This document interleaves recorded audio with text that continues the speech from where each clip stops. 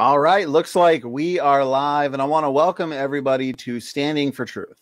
I am your host, Donnie, and I will be moderating this long-awaited debate between Mark from SeaScience Film Labs and Grayson from the Based Theory YouTube channel on Lucy. This is the great Lucy debate, Australopithecus or Australopithecus.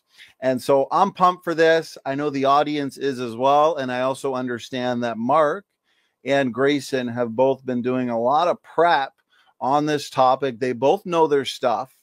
And so I am excited to see what they are going to bring to the table. This is going to be, it's going to be a comprehensive debate, guys. It's going to be formal/informal. What I mean by that is we are going to be having opening arguments. We'll start with Mark. Opening arguments and responses will be max 20 minutes, 20 minutes each. The debaters don't have to use all the time. Whatever time they don't use, we'll just throw into the discussion.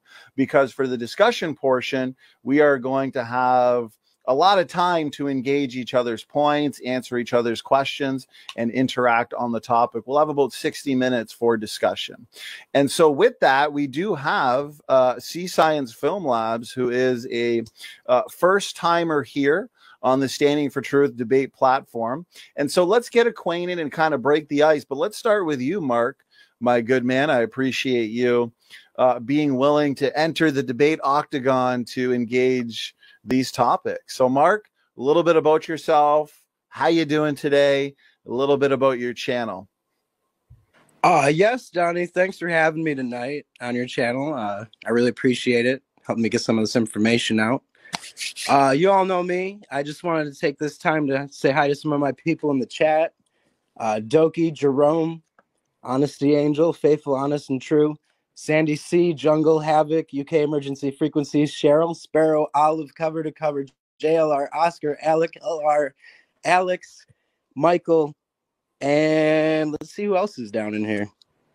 You got Ozzy Gold, Ryan. What's up, Ryan? The Freaks there. I got Crisis King. Hey, it's good to see you guys. Thanks for coming. All your fans and your critics, Mark, are here to watch this epic debate. So appreciate that intro, Mark. Good to have you here. Grayson, definitely no stranger to debates. You're becoming one of the most popular evolutionist debaters out there. So good to have you back. Always appreciate you being here to engage these topics. How you doing today? A little bit about yourself and also a little bit about based theory. Hey, Donnie, hey, SeaScience. Hey, everyone. I just want to say hi, Mom, as long as we're shouting people out. Yeah, I mean, I've been looking forward to this debate a lot. I know SeaScience, we've had lots of back and forths in the live comments and lots of different places. So I've been looking forward to actually getting to have back and forth discussion. Makes a lot of claims about Australopithecus. It kind of billed as the Great Lucy debate, but really more I'm going to be talking about just the overall genus Australopithecus, because there's a lot more specimens than just Lucy out there. But I'm happy to get into the weeds and talk about Lucy as well. Yeah, it's just a topic that I find really, really interesting. I'm not an expert, but I really enjoy these topics a lot. So we'll see. I mean, if I end up learning something new today, that'll be great too. I'll be thankful for that. So I'm happy to get into it. Australopithecus, very cool. Definitely the missing link that creationists have been asking for all this time. So yeah, happy to get into it today. My YouTube channel is Based Theory. I basically do debates on stuff like this. I mean, y'all know me at this point. So I'm just happy to get into it. I do not have like a formal like opening or PowerPoint. I'm not going to be trying to construct the case for Australopithecus. That's kind of, I mean, that's the consensus in paleontology right now. So just going with the consensus. I'm more so going to be listening to SeaScience's opening and going to be writing down the points. And I'm going to try my best to respond to his points. So I will just mostly be responding to SeaScience's points rather than building a case of my own. Grayson, thank you very much for that introduction. Good to have you both here. Appreciate the intros. Doki Doki Bible Club, my brother in the chat. Thank you very much. Subscribe to SeaScience Film Labs here and subscribe to Grayson here. So if you like what you're hearing from our guests, our awesome debaters for tonight's debate on Lucy, more specifically Australopithecus, check out their channels here. Now, with that, we do also have a guest mod, Praise I Am. And so I appreciate you being here, since I will be helping with some of the screen sharing that Mark from SeaScience Film Labs will be doing. I understand our side chat can get kind of lively, and they also have questions for our debaters. And so Praise, during those moments where I will be screen sharing and not attending the live chat, one could say, Praise will be here to save your questions. So Praise, a little brief intro from you. How are you tonight? Thanks for co-modding with me, and a little bit about yourself. Oh, man, I'm stoked in this debate. I know both of these gents. I've come across both of them. May the best man win. And, yeah, I have my limited role in the chat. I'll do my best, and I'm looking forward to it, man, and excited. Appreciate it. Praise Zach in the Hancock. Zach Hancock in the chat says, we are always well behaved. So very true. Appreciate you being here as well. Okay, real quick, couple shout outs. Grayson, you are going to be busy because you're going to be here first week of May. You're going to be participating in the Fossil Record Challenge. So usually we have the Evolution Debate Challenge, but this time Grayson's putting forth the challenge, and 2 challengers in one. So this is going to be an all-nighter. Professor McQueen versus Grayson, and then T-Rock versus Grayson. And also just set on the channel last night, Endgame Debate, the Fossil Record, and the Geologic Column. This is this week, the 28th, Dr. Dino, Grayson, round 3. You're definitely not going to want to miss out on this debate. So with that, anybody in the audience, if you have questions, please make sure you're tagging me or at Praise I Am. He'll be looking at the chat, and so he won't miss your question. So with that, we're going to get right into the debate, right into the fun. And so SeaScience Film Labs, whenever you're ready, let me know. I'll start your timer. You're just going to have to guide me through your slides. I just want to say hi to Praise really quick first. Hey, Praise. What's up, bro? I wish the best for you. I can't wait to hear what you got, man. So good luck. All right, let's get into it, guys. All right, here we go. Pull up the document here. Now if it'll load. Paleoanthropological phylogeny of the hypothetical Australopithecine. And yes, we are going to be covering the entire family here. Not just Lucy. There's not much, to it. So, am I on? Can you guys hear me? Yes, you sound clear? Good, Mark. All right, great. Coming in clear. Great. All right, let's bring it down a little bit from the title. All right, can we zoom in? You're gonna have to deal with it this way. All right. Well, do you see that blue, that royal blue branch there in the center? Yeah. So we got that royal blue branch. That's what we're going to be studying tonight. That's the Australopithecine. It's between the chimpanzee and the humans here. Go on down. We're going to be talking about this other tree a little bit more. Now here you can see the branches going back all the way to monkeys or gibbons. If you go down a little further to the next slide, we're just going to fly through this. Here you can see them well represented by their images. Man next to the chimp, which is about half his size, the gorilla, the orangutan, and the gibbon there. All right, let's bring it down to the very first slide. Oh, wait, this one. Okay, wait, this tree too. This is more in-depth tree that I included, and I actually use this for some of the examples, but we'll get into that later. So now let's start out with the Australopithecus afarensis, and that's the next slide, or the next page. I guess this is in pages. Oh yeah, right here. Start right here. Australopithecus means southern ape. The name Australis, or the word Australis, means southern, and Pithecus means ape in Latin. Roll down to the next. Okay, they use radiometric dating and analysis of layers to try and guess the dates. And the stratigraphic analysis is based on the principle of superposition, which states that the lower layers are older than the upper layers, which, as we've seen on this channel, isn't always true. What happened when samples of sediment from Mount St. Helens with a known age were tested? Well, they tested these samples here. Go on, scroll down a little bit further, if you will. They tested these samples right there. Okay. They tested these samples in 1997. 5 samples of dacite were collected from the dome that was extruded during the 1986 eruption, and they sent these 5 samples out to different laboratories, and they got dates of 10-year-old samples. Grayson's like, go on with it. Anyway, the dates that they got back were 350,000 years to 2.8 million years old for 10-year-old lava flows. Isn't that terrible, Grayson? I mean, I know it's like, they're like, well, you know, when they do it right, they get the right date. But here's the thing. This was a blind study now. Hang on. This is how science is done. Let's send some more sediment into the lab and see what we get back.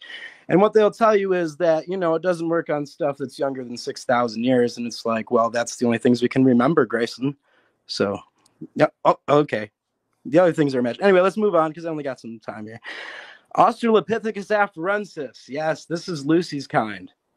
So this was discovered in 1974. They named the species the Australopithecus afarensis. This find was basically Johansson's baby here, and he's been running it down there over in Eastern Africa for quite a while now. All right, let's move on down to the next slide. This is your Australopithecus. This is a CG reanimation here. Let's move down to the next picture though. It'll take a little longer with this picture. All right, here's your afarensis artistic reenactment, or an artistic. It's basically a Sasquatch, and this is what I mean when I say like Sasquatch to you guys. Because, like, all right, go on down. Let's look at its feet. Let's see this. Yeah, see, that's what I mean. I mean, it's got human feet, man, but it's got a monkey top. So you have an animal that's not really transitional. The only thing transitional about it is it's all ape and all human. Apparently, the top is ape, the bottom is human. You know, but the thing is they've never found any of the feet of these things. And the ones they have are actually feet that are still with an opposable toe, big toe. So why don't we head on down to the Australopithecus afarensis phylogeny here. You see it comes before Artie and before, I can't really see it, Anamensis probably. The overview, yeah, let's leave it right at that actually. Maybe even a little bit more if you could zoom into 175. Or, oh, yeah, that's good. All right, so you got Lucy, you got the Anamensis. Okay, so Lucy's a little bit further along. They think that the Africanus, or the afarensis, has been around for, let's see, almost 6 million years before Lucy's, the individual Lucy was supposed to live. So she's actually really later on the timeline for Lucy's kind. But go on down. Let's talk about Lucy. We're going to just skip a lot here. Like all this information right down to the first fossil finds of the afarensis. All right, here's the claimed afarensis discoveries. We have Lucy, the AL288-1. Okay, this was the one that Johansson first came out with, and well, first they found the knee bone or the knee joint, and then they went and found the family. Go ahead and go to the next find. That's the Dakika child. And these right here, starting with the most complete finds of the Afarensis, working down so far to the less complete finds. So you have Dakika child, which actually, like, this is a less complete skeletal find than the Lucy find, but it's more recent. Go on down to the next one. Here we have just a skull, which is made up of fragments. Can we see the info? I believe this is Miss Plus. Sorry. Oh, maybe not. Yeah, that's AL444. All right, so that is not Miss Plus. But go on down, because I think that's actually a Africanus. That's Miss Plus. This right here, this pile of bones on this table, if you scoot down, this is AL333. This is a collection of remains that was found in phase 1 of the dig at the Afar region in Ethiopia, where Johansson was working with his team.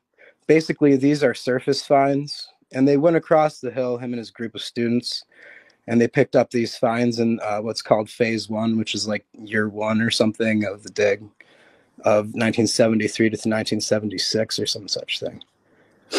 So you have these bones that were pulled from the surface of an eroding hillside.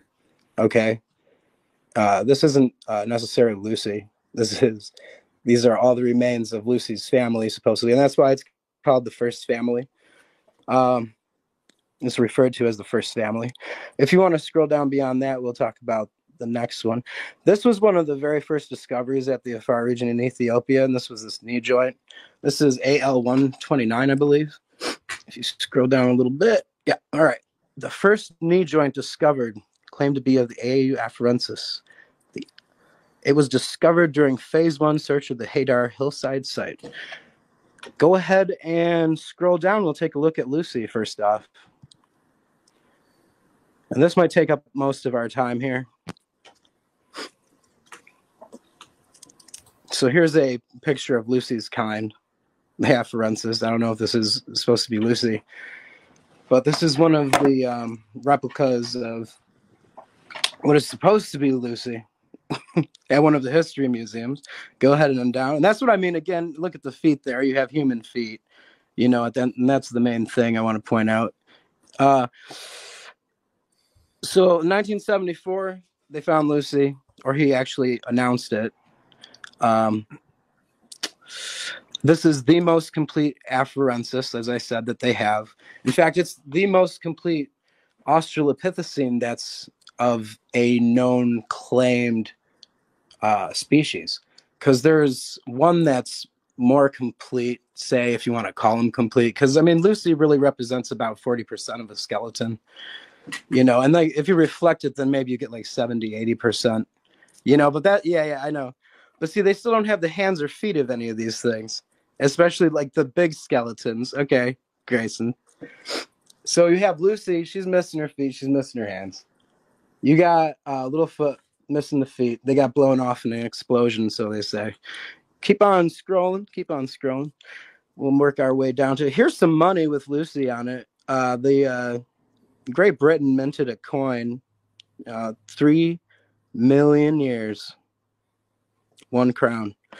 All right, let's head on down to the sacred comparison. Now, this is my big deal right here that I'll talk about, you know. The sacred comparison. Here we have a human sacrum, a female human sacrum next to Lucy's sacrum, and a chimpanzee sacrum, all female, you know. You can see that the chimpanzee is much different than a human sacrum. Okay. One of the misconceptions that they're always pushing is that there's many complete skeletons of these animals, and there's none. There's no complete skeletons. They push that they were found articulated, like the bones were connected when they were found, but there was none that were found completely articulated. There's some misconceptions going around that Littlefoot was found articulated, but it wasn't. But we'll get into that later, I'm sure. The sacrum comparison here is a sacrum comparison comparing the human female sacrum, Lucy's sacrum, and chimpanzee sacrum. As you can see, Lucy's sacrum looks quite like a human female sacrum. And this was reflected in the literature written by Lovejoy and Johansson. But Johansson really never gave dimensions of the sacrum. But Lovejoy was more of a pelvic expert as far as the Australopithecine go. So he really just handed the parts to Lovejoy, and together they kind of interpreted their finds. But what we have here is, I got to say, it's my position that this is a human sacrum. Okay, not Lucy's sacrum. I don't know who it belonged to, but it belonged to a female human. Okay, it is so human-like.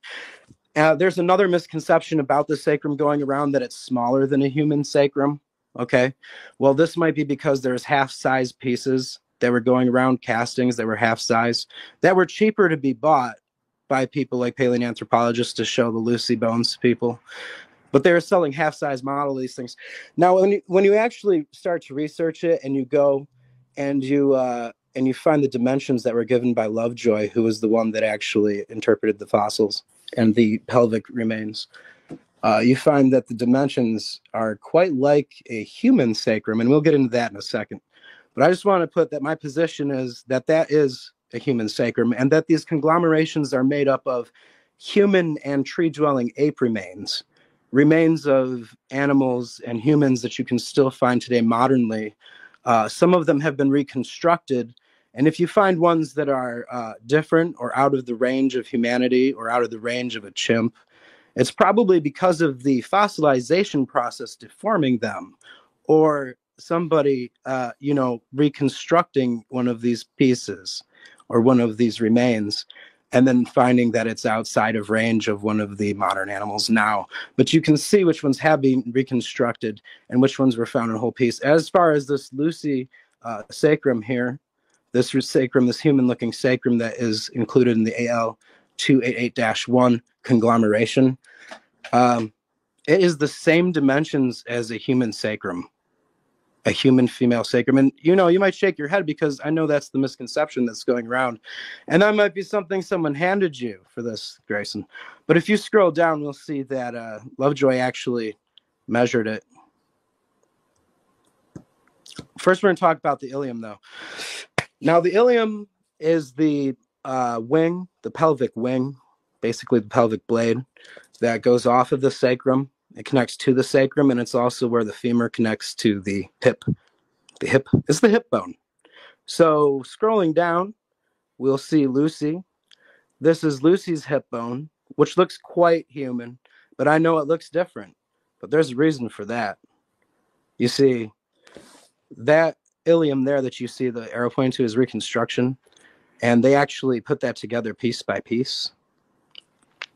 That's one of the bones that was actually pulled out of the hillside instead of pulled off the surface, that didn't erode out of the hillside, because that's why it's reconstructed, I guess, is it was pulled out of the hillside piece by piece and then stuck together with some kind of epoxy.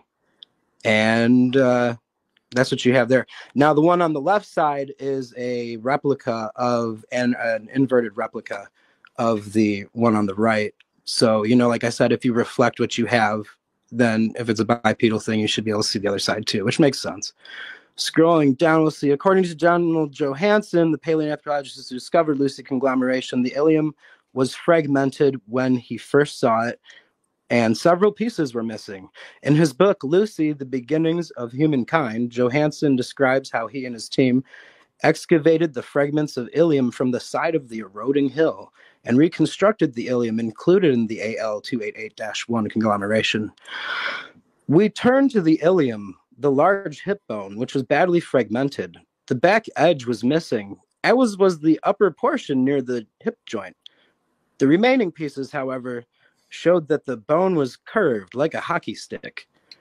We excavated slowly, removing the bone bit by bit, and placed the fragments together like a three-dimensional jigsaw puzzle. By the end of the day, we had reconstructed a large part of the ilium. So go on and scroll down there. You'll see this is the human sacrum. That's it. That's pictured in that comparison, and are featured in that comparison there. And it's also with its ilia. Now, it's important to note that between the ilium here, and you can see it, so this is a perfect place for it to stop. The ilium of the human is less flared than the ilium of the Lucy, of the AL2 88-1 conglomeration. Okay, so the ilium included in there has this flare, and that's what a lot of people are talking about, is that it's more flared than a modern human sacrum, and that's what the big difference is. And once you realize that it's a reconstruction and they shaped it themselves, you know, the ilium is pretty much disqualified, in my opinion, as far as something that could be used as evidence for one of these Australopithecine, or we should really look into, or they should make it available enough to make sure that they didn't, you know, manufacture what that's supposed to look like. Because especially when you look at the sacrum and how human it is and what they actually say about it themselves, like the doctors that discovered it, which we're going to get into next. So why don't you go ahead and scroll on to the next page for me? No, yeah, let's talk about this too. This is the chimpanzee sacrum. And like I said, another misconception that's going around being pushed is that humans are apes by these guys. Humans are not apes. They all have a sacrum like this. Human sacrums are much different. Okay? You can tell a human sacrum from an ape sacrum. That's how you know humans are not apes.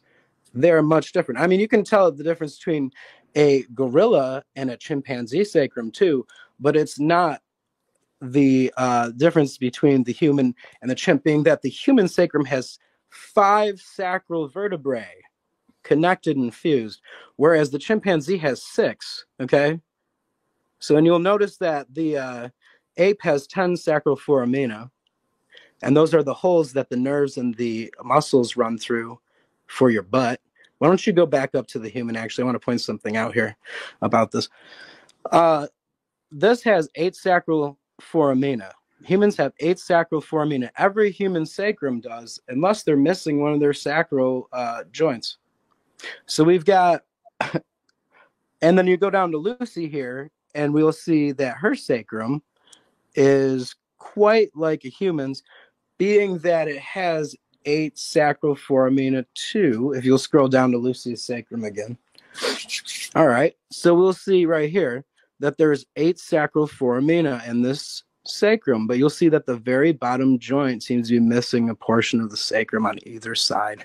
And I point that out in my video in red there. There appears to be a portion missing from either side, making the sacrum bottom angled and leaving the last set of foramina open.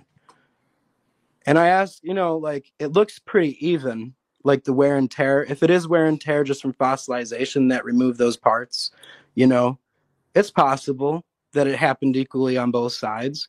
But I also wonder if it wasn't altered in some way to look more angled at the bottom. But that's one of my ponderings, and that's something I wanted to ask Gibbons about, but she declined to debate with me.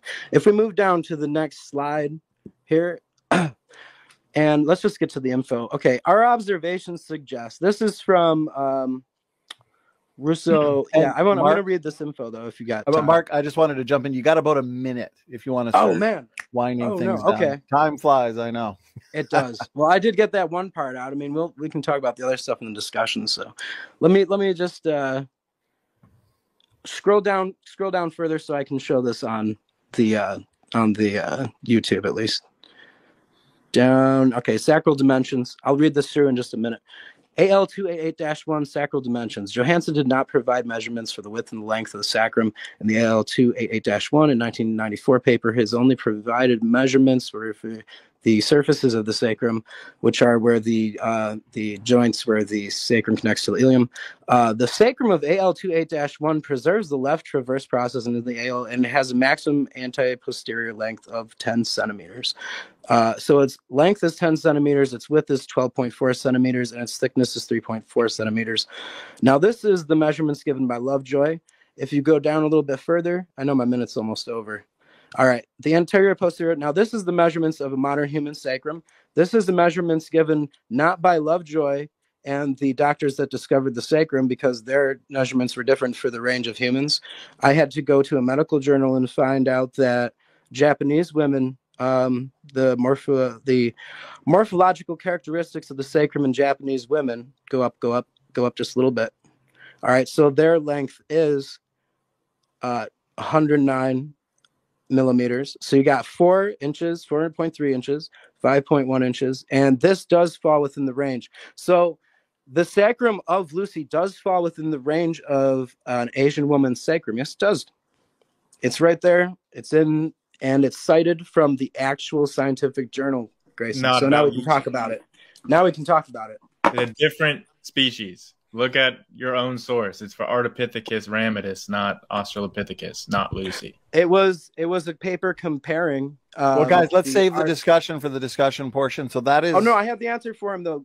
It was a paper comparing the ramidus skeleton, the pelvic remains, to the Lucy pelvic remains. So that's why he had to take the dimensions, because he's the one that discovered the Australopithecus ramidus.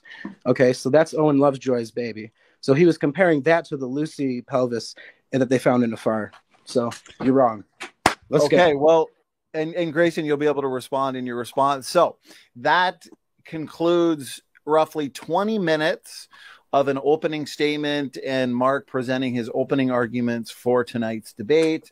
Praise, I see the private chat. You've been saving lots of questions, so I do appreciate you being here and acting as co-host and co-moderator. Going to now hand it over to Grayson. Grayson also has up to 20 minutes to respond to anything he'd like to, make some opening arguments, and then we're going to jump right into a back and forth discussion. We're going to make sure it's thorough. We're going to make sure we have more than enough time to discuss all of the relevant points. We'll do it for about 60 minutes, and then we can also address some of these audience questions afterwards. So with that, Grayson, we're going to hand it over to you. You got about 20 minutes. Floor is yours. Go ahead. Yeah, okay, so there's a whole lot to unpack here. I'm not going to take the entire time. I'm just going to try to respond to what I can remember from what SeaScience just went through. First of all, he started off with an entire rabbit hole about radiometric dating and the Mount St. Helens thing. Totally side tangent. I don't really want to get sidetracked by stuff that's not the topic of the debate, but just so it is addressed, if you use a technique incorrectly, you can expect to get incorrect results. Not enough time has elapsed for any kind of daughter products to build up, and no radiometric dating of that kind would be feasible on such a recent sample. That's why recent samples are not tested. If you want to see an example of radiometric dating being used on a sample of known date for a volcanic eruption, don't look at Mount St. Helens. It's too recent. Look at Mount Vesuvius. We knew when Mount Vesuvius erupted. That's what Pompeii is. Everybody knows the story. And they tested Mount Vesuvius. They tested the ash around Pompeii, and look what they found. It actually matches up what we know historically. It gave the right answer. So, again, this is just using a method incorrectly and then being surprised that you're going to get incorrect result. So that's all I want to talk about with radiometric dating, unless it's pertaining to Australopithecus, which is what I was here to discuss about. Most of the actual critiques that SeaScience seemed to offer just kind of were alleging a giant conspiracy, like saying that, yeah, we know that the pelvis is much smaller than in humans, but maybe the scientists just intentionally used something that was only half the size and nobody caught it, and they're all keeping it a secret because it's a conspiracy. Like, there's no basis for this. He read this this quote from this journal. I mean, we can go into the weeds on this topic, but anyone can go and look up the pelvis itself and see that it's much smaller than a regular human's. In fact, this is the first time I've ever heard a creationist bring up this argument. Normally, the line is that, well, hey, like it could just be a pygmy woman, or it could just be a small adolescent or something. Usually they acknowledge that the pelvis is smaller because it is smaller. You can look at it with your own eyeballs and see that this pelvis is much smaller than a human pelvis. The pictures that he was showing of the sacrums, like, were the Australopithecus sacrum was blown up to look the same size as a human sacrum. The images were tampered with. Like, if they were actually side by side, you would see a size difference. So they're kind of like the images are being manipulated to make them look more similar than they actually are. And most morphological experts can actually look at the human sacrum and the Australopithecus sacrum and notice numerous differences. They know which one is which because there are differences. Just because as a layperson, you might look at two photos and think that they look the same, like, okay, well, if you've actually had training in morphology and paleontology, then you can see the difference. It's like if I was shown a radiograph like of a brain scan or something, I'm not going to know what I'm looking at. I don't know if that person has cancer or not. I'm not the expert. I haven't been trained to decipher these images. Like, okay, again and again, the photos were manipulated to make it look different. Like the sacrum size is smaller in Australopithecus. He said that all these differences are just because of reconstructions, which is, again, alleging a conspiracy. Like the scientists are saying, we reconstructed it based on which pieces fit together, like a jigsaw puzzle, okay? So these pieces are fitting together. They fit together like a puzzle. So if you're saying that the final construction is wrong, you have to demonstrate why it would be wrong, or else you're literally just alleging a conspiracy. You're alleging that they intentionally tried to reconstruct these ilium to make them look different than a human's because they had some sort of nefarious reasons. I mean, this is literally just alleging a conspiracy. Anything that disagrees with you is a conspiracy, a cabal of scientists that are manipulating things to make it appear to fit the evolutionary worldview when, like, I mean, that's all you have. If all you have to do is fall back on a coincidence or a conspiracy, you don't have an argument. You haven't demonstrated anything.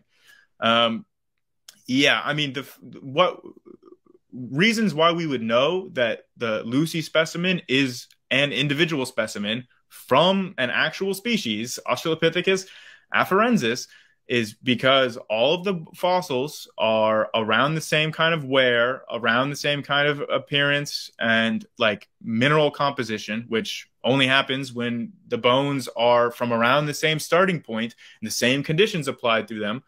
And they're all around the same size. And we know that it's not just a chimeric mismatch, because if you think about the actual statistical odds here, right? If you really did have a human and an ape, and then you found all their bones like mixed together or something at a fossil site, and then you reconstruct it and make it look like some kind of human ape. That's what the alleged conspiracy is, from what I'm hearing tonight. For that to have been the case, literally, the odds are so astronomically, mathematically stacked against that it almost cannot be a coincidence. And this is just for the Lucy individual. We have hundreds of Australopithecus specimens, like I think like 300 individual specimens. So some are more, like there's more complete than others, but we've got a lot of specimens. And if this was really just human bones and ape bones, then we would not expect them to be the perfect number. As in, we find a right-handed femur, we find a left-handed femur, we find like a finger bone over here, we find a finger bone over here. We don't find 3 femurs. If we found 3 femurs, we would know we're dealing with more than one individual. We don't find 2 skulls. We don't find a human skull and an ape skull. We find 1 of each bone that we would expect, and we find 2 of each bone where there's 2 in an actual skeleton. The statistical probability of this happening, if these were really 2 individuals, a human and an ape, is so low. I mean, creationists like to tout around all these statistics when they talk about abiogenesis, but when they're talking about what they're alleging here, the conspiracy, the chimeric conspiracy that they're alleging here, the math totally blows them out of the water. And again, this is for 1 specimen.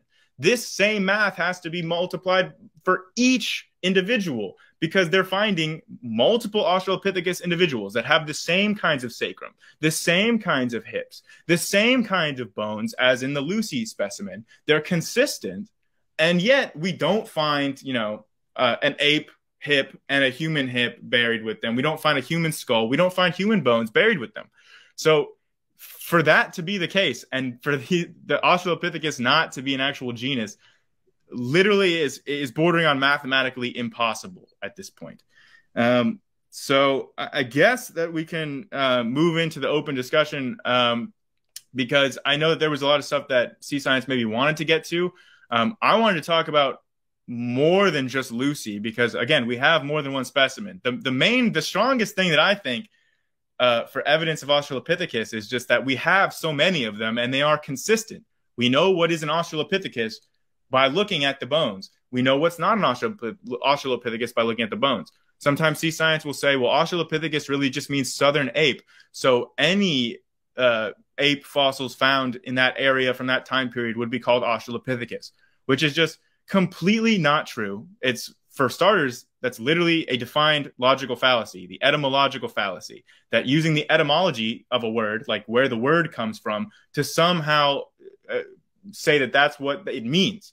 But that's a literal logical fallacy. So there are other ape species from the same time and place in Africa that are not Australopithecus. Like there's Paranthropus, there's like genus Pan. There's a lot of other like apes that are not Australopithecus. So you can't just say that any southern ape is an Australopithecus. We know what an Australopithecus like skeleton looks like. We know what classifies something as an Australopithecus versus an Ardipithecus versus like Paranthropus versus Kenyanthropus. There's lots of variety out there, and we know how to categorize them and what makes an Australopithecus an Australopithecus. And we've got numerous examples. We do have feet specimens showing that they had, you know, like feet for bipedality, like in Child. We have like the Littlefoot specimen, like he brought up.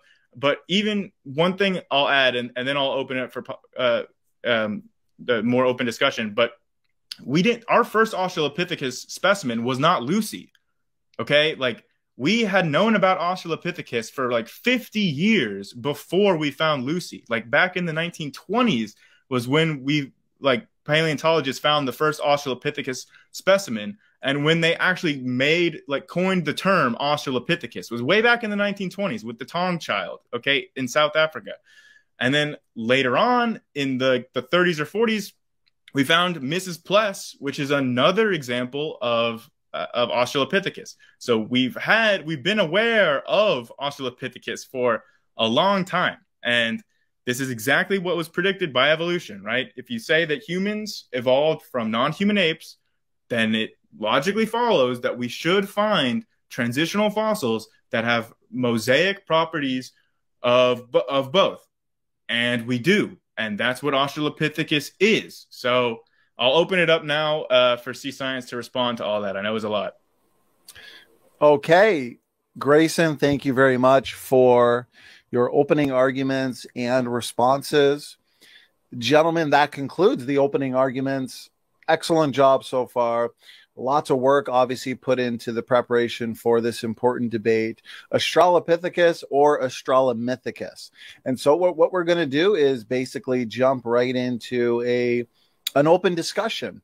And so Grayson just ended with his opening arguments. Therefore, Mark, let's allow you to, if you'd like to respond to a couple things and then pose a question or just pick a first topic, whatever you'd like to do. And then we'll kind of go back and forth with that. And Praise and I will moderate as needed. Go ahead.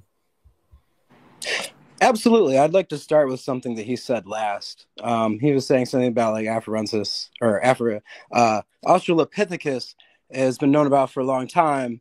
And yeah, I mean, they've had the name for a long time because, you know, it's a Latin word. It just means southern ape. But anyway, hey, Afarensis is what was coined in the 70s by Johansson that I was talking about. So if he was trying to say that I was trying to claim that, that's not what I was trying to claim. Secondly, radiometric dating is relevant because that's the dating method that's usually used to date these things, to date the sediments surrounding them, you know. Your whole argument is denial and based on what you think I must believe, you know. Can I just interject? That seems to be your whole argument. Yeah, go ahead. I just want to say, like, even if radiometric dating is false, right? Even if I grant you that, because it's not the topic of the conversation tonight. The topic is not radiometric dating. But even if it's false, that doesn't affect the debate at all because we would still have these bones, no matter when they lived. The argument is that this was an actual species that existed at some point, whatever point in time. The point in time does not matter for the discussion tonight. Right. As far as that goes, I just want to get to a couple other points that you had, other than the fact that the things that of known dates are actually way, way off as far as the results that we get from the labs, it seems like. And you believe that there was Pompeii was tested. I would like to see the papers that have the results for Pompeii, you know, at some point. Maybe not today, but I would like to see something recent that's in history that we know about that's radiometrically dated correctly. I mean, if you have 5 samples going to different labs across the United States, and it's done by the U.S. Geological Survey, and it comes back that it's dating 10-year-old sediment layers to 350,000 to 2.2 million year old. That's pretty bad. I mean, that's pretty much shows the problem right there. Can we move on from radio? We can move that. I mean, we have an hour. I mean, don't get mad about it. I mean, I'm just saying I can address those things. Dalrymple did a study where he did that in the 90s. So your next point was the fact that the sacrum, that you believe the misconception that the sacrum is actually smaller than a human sacrum. That's a misconception, man. I mean, if you actually did some research on the sacrum, I know you haven't, because who does, except for me, the guy that made a scientific comparison of it. You went and claimed that it's been made into a different size, that it's dishonest, basically called dishonest almost in so many words, because you said that I took it and that it's a smaller sacrum that I made bigger to match a human sacrum, when this is not the case. Okay. What the case is that it does in fact match the measurements of a human sacrum. Is actually a little bit wider than most European female sacrums. It's not smaller than a human female sacrum, and that's your misconception. Okay, you believe the misconception that's been mantraed and perpetuated for a long time now. You believe a lot of them. You believe that there's hundreds of these individuals. What there is there's hundreds of pieces. What I showed the first family, as far as the Afarensis, the reason that it's number 288 is because there's hundreds of pieces. There's some teeth. There's pieces of skull cap.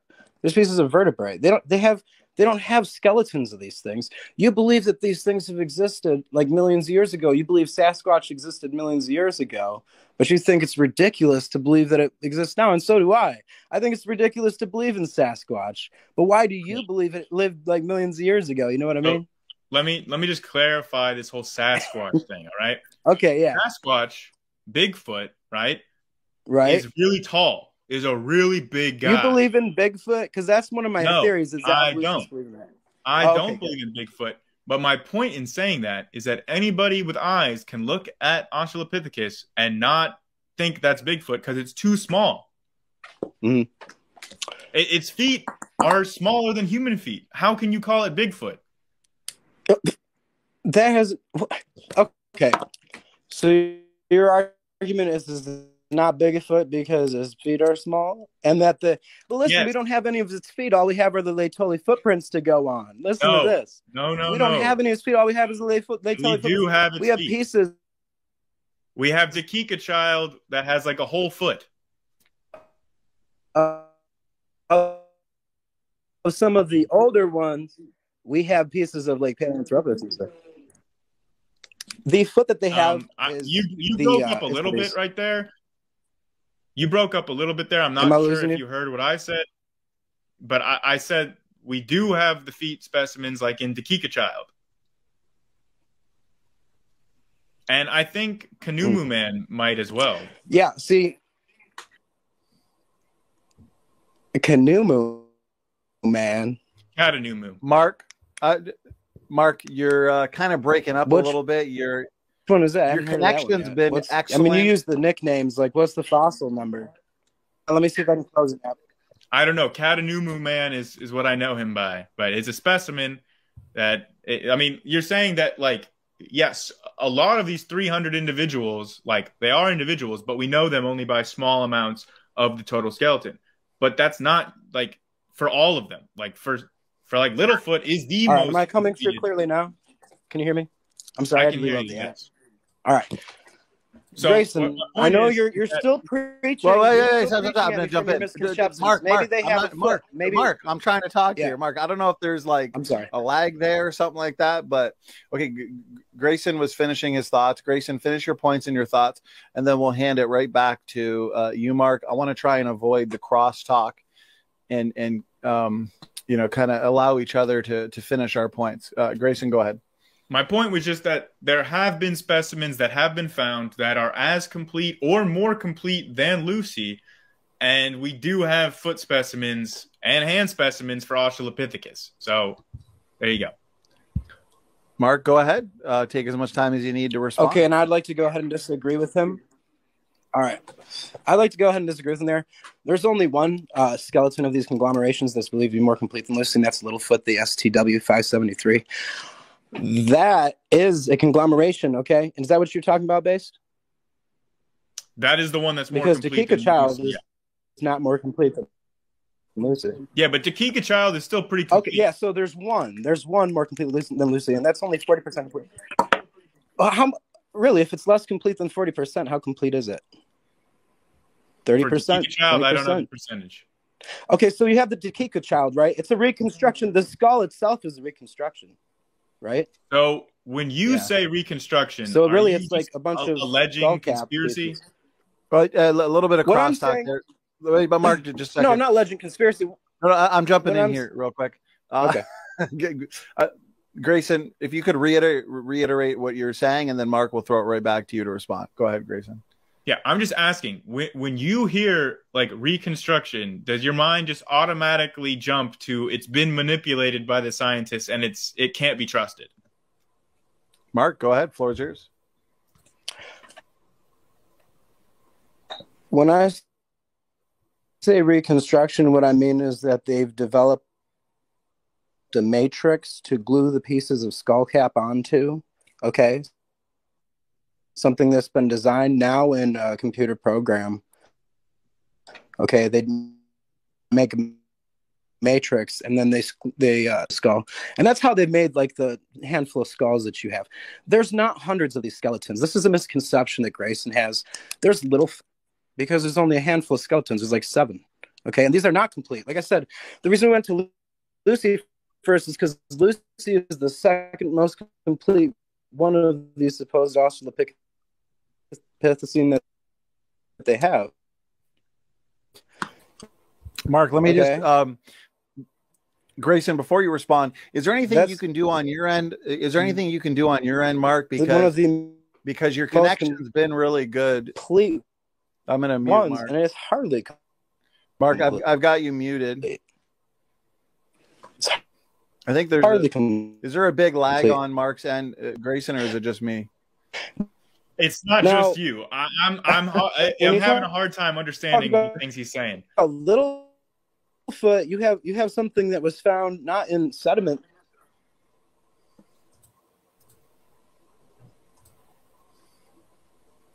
Because like he's roboting and going in and out pretty bad. Mark, if you could unmute now, your audio, your connection, your network was really good for the first 45 minutes, but there's been some issues the last 10 minutes. Is there anything you can do on your end? Do you know if you've done anything differently in the last 10 minutes? Have you pulled up anything on your phone that could be reducing your bandwidth, causing issues? Okay, so it looks like he's going to drop and rejoin. Just refresh, yeah. Okay, so he should be back here. And in the meantime, if there's a question for me, maybe while we're waiting, if Praise has one, I don't know. Let's give Mark a minute to join. If he takes longer than that, then we'll eat up some time with a question. I can do a couple shout outs for anybody who's just joined us. We've got 5 shows this week, so lots to look forward to. Grayson, Dr. Dino, Endgame debate. So fossil record and the geologic column specifically. This is going to be a ton of fun. If you haven't seen the first 2 debates, you've got a few days to catch up on their debate saga and trilogy. Check the description box of the event, the Endgame event. I've put both debates in there for people to have a look at. Also this weekend, this exciting debate, T-Rock and Mark Siegel. Does modern geology disprove a worldwide flood? So I've been looking forward to this one for a while, and it is going to be happening this weekend. With that being said, we've got Mark back with us. And so, Mark, let's give yourself just a quick audio test. We'll see if your connection's improved. All right. Am I coming through better now? I had to reload the app. Yeah, there was one small breakup there, but we'll run with it and see how it goes. So, Mark, why don't we hand it back to you? Reiterate the points you were making. I think you were talking about Littlefoot. Also, if there's any visuals or anything that you want to show or anybody, let me know. I can share a screen, and we can do that as well, and then we'll throw it back to Grayson. Right on. All right. Well, first I want to talk about Grayson's points that he made in his opening. The radiometric dating is relevant because that's what's used to date these things. Okay, they test these sediment. Can you hear me? Yep. Yeah. Okay. It's the idea that the sacrum is actually smaller than a female human sacrum is a misconception. I think once he reads the article and does some research, he'll realize that himself and realize where he's coming from was actually something, which isn't his fault because that's one of the rumors going around. Like, there's a lot of rumors going around about these things. One of the rumors is that there's hundreds of skeletons. There's not hundreds of skeletons. There's like 7 skeletons, man. And Lucy is the second most complete. Littlefoot's the most complete, unless you know of a more complete one. As far as your foot, yeah, there's a foot. I was trying to say, I said, no, there's no foot. I'm like, yeah, there's a foot, but it's not connected to anything. So you have a foot. Do you realize what you have there? Yeah, a foot. Okay. Yeah, so if it looks like a human foot, what do you think it is? Okay. And that's my problem, is because the reason that they don't believe that these are human parts is because they're coming from in the past. All right, go ahead, Grayson. Okay, well, this is a great point because, okay, so Dakika child is very small, right? It's a child, right? You would agree with that? It's very small? Oh, yeah. Yeah, sure. Okay, so if you are alleging that they just found a human foot with Dakika child, right? You're just saying they just found a foot and we don't know if it's from the same specimen. Like, what you would have to be saying is that it's a coincidence that we found the foot, and it's also the right size for such a small little specimen. We just happen to find a small little human foot right at the same fossil site, like the same area, the same location, and it just happened to be the exact right size. Like, what are the odds of that? And I know that that's one of the common arguments, okay, is that, oh, we've only found one specimen at each of these sites. When that's not the case, as seen especially with the Afarensis, when you see that the first family, the AL333, it's a collection of multiple individuals. They're trying to say 7 to 14 different individuals that came all from the same area as Lucy, man. So they do find other pieces. It's not just found alone. When you're talking about the Littlefoot, it's not found alone either. That's the exact same cave that they found a lot of the Africanus specimens, okay? Like earlier on, before the 70s. Yeah, but because Broom was at work in the Stoking Fern caves, or what was it? Yeah, so but in that case, you're talking about a larger area. I'm talking about, like, I mean, I think Lucy was found within like a 3 meter square location. Oh yeah. Like, yeah, and in different geological layers too, like the pieces. And here's the thing, it's coming out of a hill that's eroding, you know what I mean? So like these things could be washing from anywhere. And that was one thing that I thought, like, I mean, if I was an evolutionist, why wouldn't you go for that maybe the sacrum washed in by accident, like with the rain? Well, because we find multiple samples that have the same kinds of sacrum. Like, it's not like this is the only time we've ever found an Australopithecus sacrum. Can you give me an example that they found another sacrum? As far as I think Littlefoot has a sacrum. No, he doesn't. Are you sure about that? Oh yeah, Donnie, would you like to bring up that Littlefoot article that I threw you? The sacrum is imagined from one of the type specimens from another. Quick, before we go to that. Okay, you did bring up a lot of points, and before I forget, I do just want to address that it's not found in multiple layers. Like you said that, I just want to make it clear. All of your points, Grayson. You made a few more points in your opening I'd like to get to before we even get to that Littlefoot. Okay. All right. So the foot thing, like I said, it wasn't connected to the skeleton. It wasn't articulated. If you have a human foot, that's interesting. The ilium and the ilium was a reconstruction, yes. You say that it's some cabal, must be, or some conspiracy that these guys... No, the guys just put it together and it ended up being a little bit different angled. I mean, you know, like these bones are sitting in layers of dirt. They got hundreds of pounds of pressure on them. That could deform a bone. I mean, maybe it was deformed and then they put it back together like it got deformed in the clay. All right, not the clay, but the ash and sandstone layers that they're in. And that was the other thing I was going to say, is Lucy wasn't just pulled from the same sediment layer. She was pulled from different lenses of the sandstone, you know, I mean, of this, you know, of the sediment. Okay, so like, and while that might represent like the same catastrophe, okay, like that sediment layer might, but that means that like that was different waves of sediment coming in. But it's the same So it's like, so unless you believe that Lucy was in pieces when she got buried somehow, you know, why would that be? But it's the same sedimentary layer that Lucy was found in.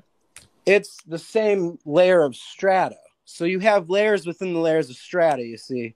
There's lenses inside the layers of strata. Now, the lenses are believed to be different layers or sediment of the same event laid down at different times. So it'd be like the tide going in and out or whatever, like we talk about on here a lot. you know. But here's the thing. So Lucy was found in different layers of that. So even if it was the same event, like, was she cut into pieces? How did she get into all these pieces and all separated and such?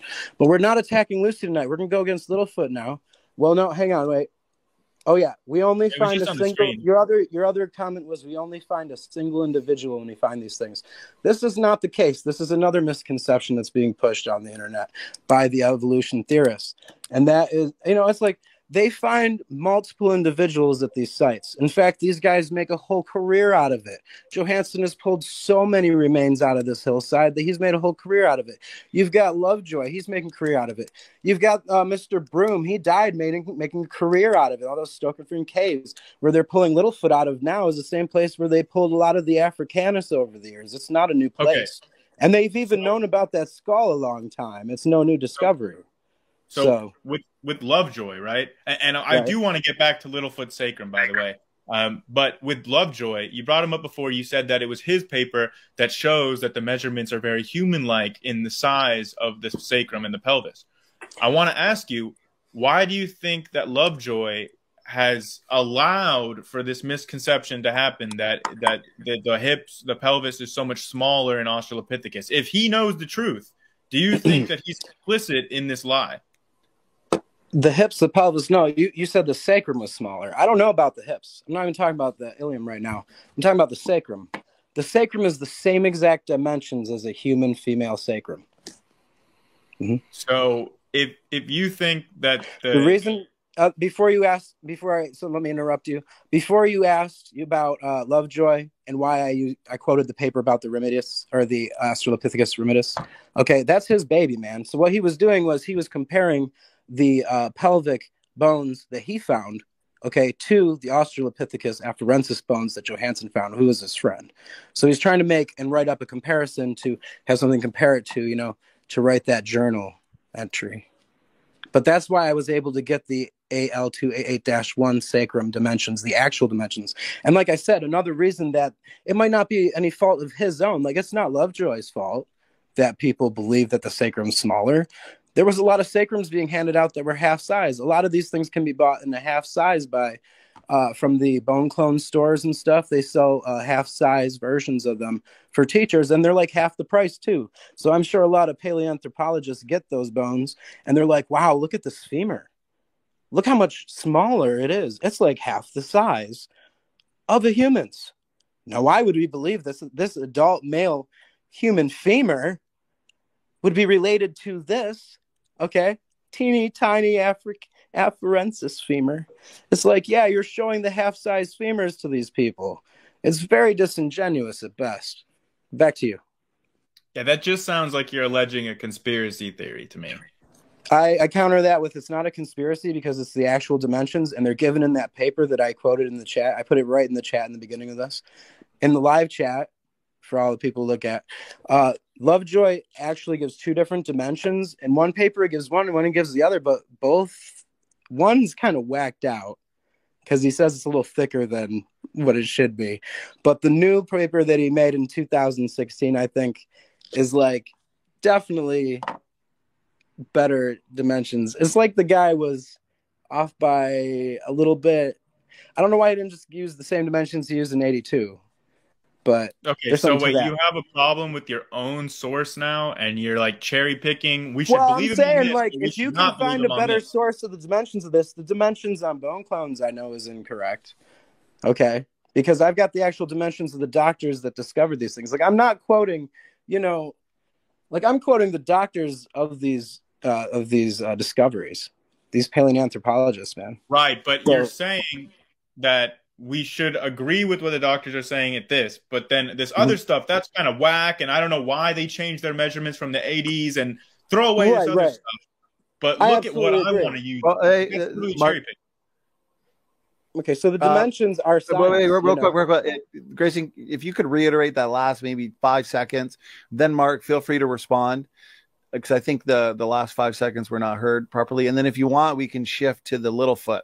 Yeah. I do have, I think, the images you wanted me to share, Mark. I think I have them ready to go. So Grayson, go ahead. Okay. Yeah, my point was just that if you want to say this other stuff in the paper, this other measurement is whack, and disregard that. And I don't know why he changed his measurements from the 80s, but we should use his measurements for this metric because it agrees with you.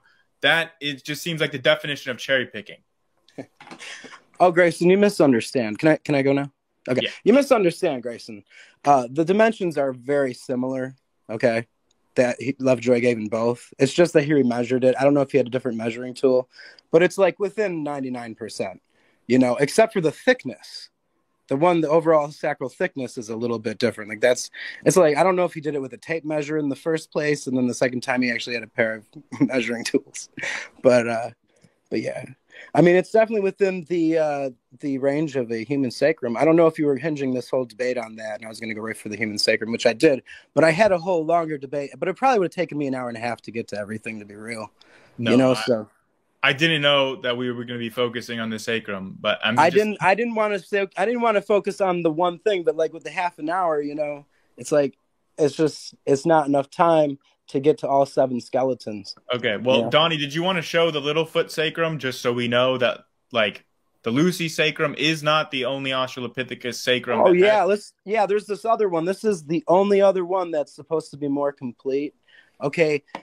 Grayson believes, because, you know, when they show this, a lot of time they'll do a reconstruction and they won't show which parts of the sacrum or which parts of the pelvis anatomy is actually missing. But when you look at this is what you usually see when you look at a picture of Littlefoot's pelvis is up top, that dark picture. You usually see that, okay? But now the reconstruction you'll see sometimes too, and that's below that. Donnie, if you go down to the second one. Okay.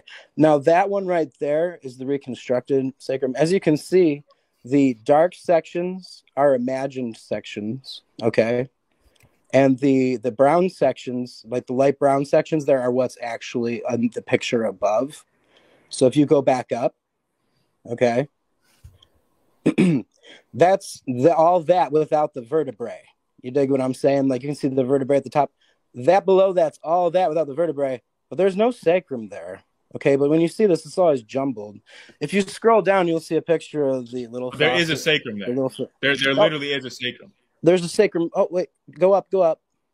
Yeah, there's a sacrum right there in that dark section. Right no. Where? Go up. Yeah, there's a sacrum in the first picture. Where is it?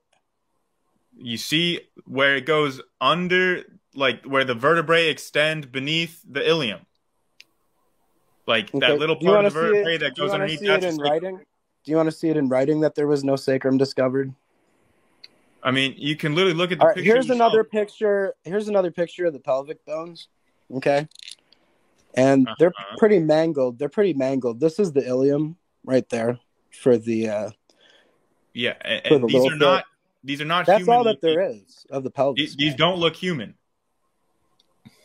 Well, they don't look like much of anything. They're all mangled and no, they do look like hip bones. They just don't look like human hip bones. Well, here's the thing. You know, they believe that the remains are older than the flowstone around it, but like by 1 million years. So you're changing you're changing to a different. No, subject. I'm not. I mean, I already told you. I mean, you think they look human, but they're not. No, is that what you're pointing? I think that they look distinct from human. They look more human than. I'd say that they look very different. Yeah, they look very different from human because you got to figure out where they were found. You know, you got to realize the condition that they're in.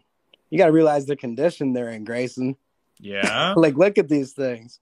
Yeah, they're old. Looks nothing like a sacrum or like an ilium anymore. It looks nothing like an ilium anymore, man. No, I know this is the ilium. It looks nothing like an ilium anymore, Grayson. Like that thing's all deformed. There are numerous differences between a human ilium and an Australopithecus ilium. And that's one more thing. This is a little bit nitpicky, but I just had to say it. Australopithecine is not anything. That's not a proper terminology. It's Australopith. That I just had to say that because you started out with saying Australopithecine in the title of this whole document. You should change that to just Australopith. I can use the word Australopithecine. It also refers to the entire family. No, it doesn't though. It doesn't though. It's not a real word. Does. Listen, because you guys want to change the term, I also use the word hominid still. You know, so I mean. But again, hominids is a real word. Australopithecines. Hominid isn't used anymore. Go look it up. You don't even use it anymore. Now it's like homininini. It's like words you don't even want to say because it looks ridiculous. I'm just saying, dude. It's not a real You go save the words. Oh, look at this. Okay, so that's important right there. Go back up a little bit. So you have, okay, so and this is why, it's not in the main article that I put in the chat there, because Littlefoot species is still uncertain. It's still contested. The people that found it want to call it Prometheus, but then there's a lot of people that are looking for a good Africanus, and they don't have a really good Africanus skeleton to speak of. They've got some pelvic bones. But since they're lacking in Africanus, they're trying to shove this one into the Africanus group. But the founders are resisting, and they're still alive. So until they die, I think they're going to be calling this a Prometheus. But that's just my point there. Well, I don't think it's the consensus to call it a Prometheus. I haven't seen any species designation for the Littlefoot, but I would also just say that, again, we have Africanus specimens. The very first Australopithecus was an Africanus in the 20s, the Tong child. And then the next one, Mrs. Pless, was another Africanus. They had skulls. Yeah, there were skulls, yeah. Yeah. So yeah, there's the skulls though, like I said, like the skulls, I'm sorry to interrupt you. Like the skulls are connected to a matrix, man. They make this matrix. When I say matrix, what I mean is like a form or a casting that is shaped to the shape of a chimpanzee. But not the very first one. And then they glue it to it. The very first one was not. The Tong child is the most complete skull of an Australopithecus that we've found. Well, when you see the Australopithecus skulls, constructed by a matrix or whatever you're talking about, we have it. We have the jawbone. I know that's what you believe. Okay, I'm gonna jump in, guys. A little bit of crosstalk. Grayson, if you could take uninterrupted time to make your points, and then Mark will do the same thing, and let's make sure we're staying on topic as much as we can. So, Grayson, over to you. I just had to make the point that one of the most, if not the most complete skull of any Australopithecus specimen that has been found was the very first one, the Tong child, which, go look at it. It looks very human because it's a child, but we have the jawbone with it. We know it doesn't fit with human anatomy. It doesn't fit with chimpanzee anatomy either. It is an Australopith. And it's a very complete specimen. It's not like we have to rely on all these reconstructions and put together the puzzle pieces. It's a very complete skull. Okay, Mark, go ahead. Uninterrupted time to respond. There's absolutely complete skulls, okay? But most of these complete skulls have been reconstructed and glued to a form. If he knows it or not, like even Salam was reconstructed and glued to a form. It's not a brain that's underneath that thing, and it's not the sediment that it was in, okay? It's a form that they created, and then they glued the pieces to it with some kind of epoxy, and then they put primer over it. And now here is the most complete supposed Australopithecus skull, Grayson, to be real. But, like, there's a lot of this skull. It makes it seem like a gorilla, you know?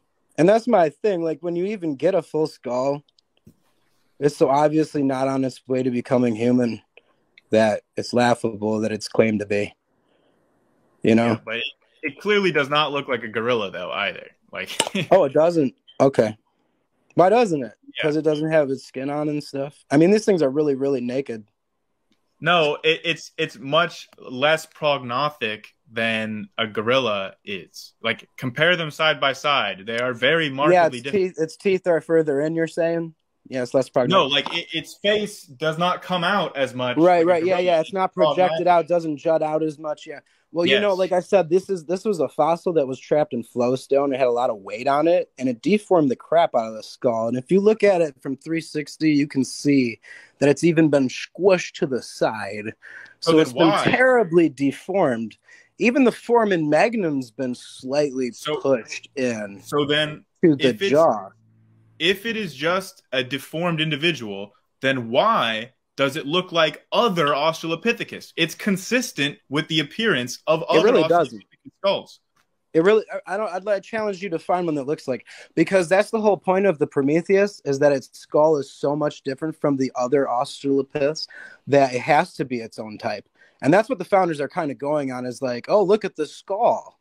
It doesn't have any of the main features that Afarensis or Africanus have, so it must be Prometheus.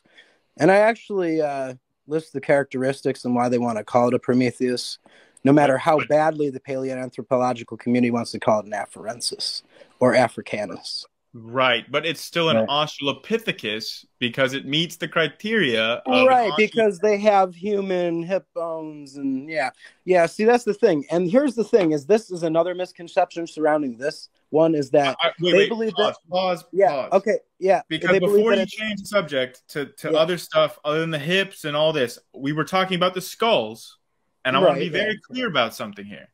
They first discovered Australopithecus based only on the skull.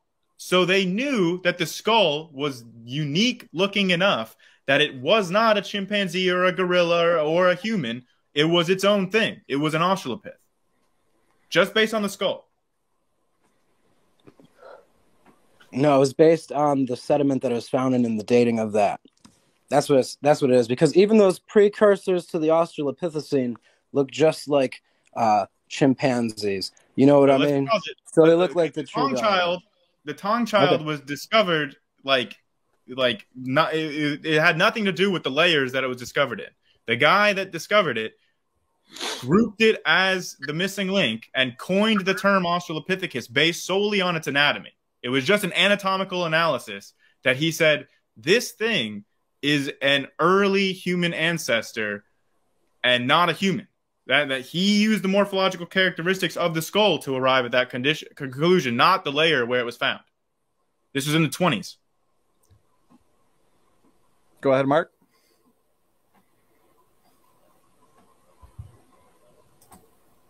Mark, are you there? You might have muted yourself. Yes, yeah, I'm here. Can you hear me? Yeah, I can hear you now. Okay. All right. Yeah, the Tuong child does appear to be like a human skull, but it's the face. It's not an entire skull. Like, you act like it's an entire skull, and it's like this thing's been pieced together, and it's the face and a mandible is what it is. It's not a skull cap. I mean, there's no skull cap at all, basically, to speak of. There's no cranium at all. But we know it's not human. What do you mean you know it's not human? We know for a fact it's not DNA? Yeah, did you test the DNA? Because that would its anatomy shows us it's not human. You believe it's not human, but that's what I'm saying is that the things that they're basing these on, like the facts, like these could be contributed to just the fact that it's a deformed piece. Like it's deformed by time and deformed by pressure from the rocks. Like if you're gonna say, this sacrum is less curved, or whatever. It's like, could it be less curved because the rocks have been pushing it down for a few hundred years? I mean, there's some serious problems here with this. And one of them is that you have a huge misconception that there's hundreds of these skeletons, and there's absolutely not. Like I said, Lucy is the second most complete. Here you have the most complete. The misconception you have here about Littlefoot seems to be that it was found articulated or connected. The hip bones were not found connected with the trunk body, like the vertebrae in the skull, which is the trunk body.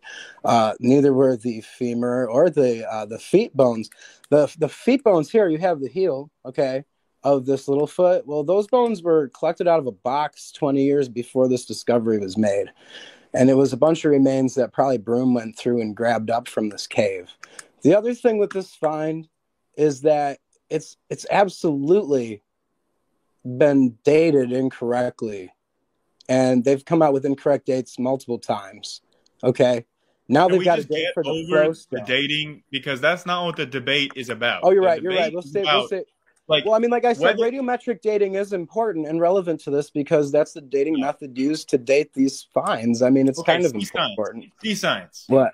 I don't even care at all. Oh, these are good pictures right here. If these things existed last year, all my arguments would be unchanged. If these things were walking around on Earth last year. Sasquatch, right? No, not Sasquatch. Well, what would you call this if it was modern, though? Like, what if this was a modern animal? What would you call this? I'm going to jump in real quick. One in the woods. I'm going to jump in real quick. And just for clarification purposes, especially for the audience, we've been having some good back and forth here on the topic of Littlefoot. Can we each maybe take a minute uninterrupted and either reiterate or just go over our respective positions on Littlefoot. We got some detailed pictures here. Grayson, how do you view Littlefoot? And then also SeaScience, how do you view Littlefoot? You know, is it a mix? Is it we'll start with Grayson. Go ahead, uninterrupted. Yeah, so Littlefoot is an example of an Australopithecus specimen, the most complete Australopithecus specimen that we have. I did not claim that there were hundreds of Australopithecus, like, complete skeletons or anything. I said specimens, as in individuals. So we know that they're different individuals because one individual is only going to have 2 femurs. If you find 3 femurs, you know you're dealing with more than one individual. It's very easy to understand and logical. So my point is that these things cannot be chimeric because all of the bones are worn in the same way, and all of the bones are found in the same numbers that only one individual skeleton would have. And this many bones is so astronomically, statistically small that it doesn't hold up at all. These are definitely real individual species that existed at one point. Like, this was a creature. This is not just a hodgepodge of a bunch of different individuals all put into some kind of chimeric creation by scientists. My stance is that regardless of whenever these things existed, right? I'm obviously going to go with the radiometric dating here, but I don't want to have the whole debate on radiometric dating. I want to debate whether or not these things existed or whether or not these skeletons and specimens are fabrications or chimeric creations. That's what I wanted to debate. Grayson, thank you for the response and points and also clarifications. Okay, SeaScience, what is your position on Littlefoot? And feel free to respond to any of Grayson's points. Go ahead. All right, it's my position. Am I coming in clear? Yeah. Yes. All right, it's my position and my informed opinion by looking at these remains that they're nothing more than some gorilla and human remains. They were found at different times. They were not found together. That's one of the misconceptions Grayson has, is that they were found as a single individual. They were found in different parts of the cave. Okay, different parts of the cave system. There's the M4 formation, which the skull is pulled from. The other remains are pulled from deeper within that M4 formation. You know, so, and then you have the dating of the flow rock around this creature, okay, and the remains that are found there, okay. They dated that to be 1 million years younger almost than the remains themselves. Maybe it was like 700,000 years, but I'm rounding up. Either way, it's way off. So, like, what? These remains were just hanging out in the cave for, like, what, 700,000 years before they got covered in flowstone? I don't believe it. Yeah, that's that flowstone right there, that little block. That's that M4 segment that I'm talking about.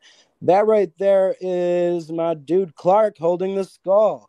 His discovery of the STW-573 skull. That's his baby. But him and Broom, they all worked the cave systems for their whole lives, you know. They made a project out of it. I'll come back to the they're real, he said. Grayson, he said. Well, you know, saying they're real is nice, but, like, you're just, like, looking for confirmation there. I disagree. They're not real. I think they're a conglomeration. I think that this is a conglomeration of human and tree-dwelling ape remains, just like Lucy is. I think that there's not a single transitional remain that's been found. I think there's a bunch of altered remains that have definite pieces missing, and that if something that's missing is what your difference is between humans and these remains, then you should really ask yourself why these superficial differences are making you think that they're not human. I think that is pretty freaking obvious that that is a human sacrum in the Lucy conglomeration. But as far as it goes with the Littlefoot, yeah, you're right. This is the most complete example they have of it, and they cannot decide what it is. That speaks for this field of research in itself. Well, okay, Grayson, back to you. Yeah, there's no debate in the paleontological community that it is an Australopithecus. They can differ about what species it is, but the genus Australopithecus is firm. Nobody disagrees about this in the field. Well, of course, it's claimed to be an Australopithecus. Okay, well, that's the point. It's because they believe that where it was found is millions of years old. They believe that the animals that lived back then is there. Now, here's the thing. Wait. I wasn't done. I wasn't done. Okay, I'm sorry. Okay, Grayson, go ahead. I just want to say, nobody can look at a gorilla skull and look at this skull and think that they're related. And I want to make the point also that if you're going to make a chimeric creation of a gorilla bones and human bones, guess what? The sizes don't match. Like, you would have like some bones that are way too big and some bones that are too small, that the sizes would not work together. But here in this skeleton and the rest of the Australopithecus skeletons, the sizes are the same. The sizes match, which would not happen if they were different species. Go ahead, Mark. I disagree. Like I said, they were not found connected. Your point, Mark, if I could jump in real quick, yeah, and reiterate Grayson's points. And Grayson, if you can, let me know if I'm accurately representing them. So, Grayson pointed out that if this were a conglomeration of, say, gorilla fossils and human fossils, then how come there's not discrepancy in size, shape? How come it still fits neatly together? Is that basically, Grayson, the question you're asking? Yeah, and if I can, SeaScience, it's okay if I can just put an example of this, because I think it's pretty famous, and a lot of people use it to try to discredit the Lucy specimen, because I think in like 2015 or something, a paper came out that showed that one of the vertebrae that used to be attributed to Lucy was actually a baboon vertebra. And so people say, oh, the whole thing's fake, the whole thing's a hoax. Look, they didn't even know. But the reason why that they were able to determine that this was a baboon vertebra is because it was too small and the pattern of aging was different than the rest of the skeleton. So that paper that did that says this verifies that the rest of the Australopithecus specimen is the same individual species, because all of the skeleton matches in size and is the same amount of weathering. So if it was a different species, we would expect a different amount of weathering and fossilization to have occurred, and we would expect the size to be mismatched. So that's what I wanted to make the point. Okay, Grayson, thank you very much. Mark, if you could respond to those specific points, and you can do it uninterrupted, then we'll throw it back to Grayson. Go ahead, Mark. Yes, as far as the weathering goes, it came out of the same cave. Several of the pieces came out of the same M4 formation, so they would all have the same coloration. No. Don't shake your head. Yeah. Well, the baboon. And additionally, they don't all fit together. That's another misconception you have.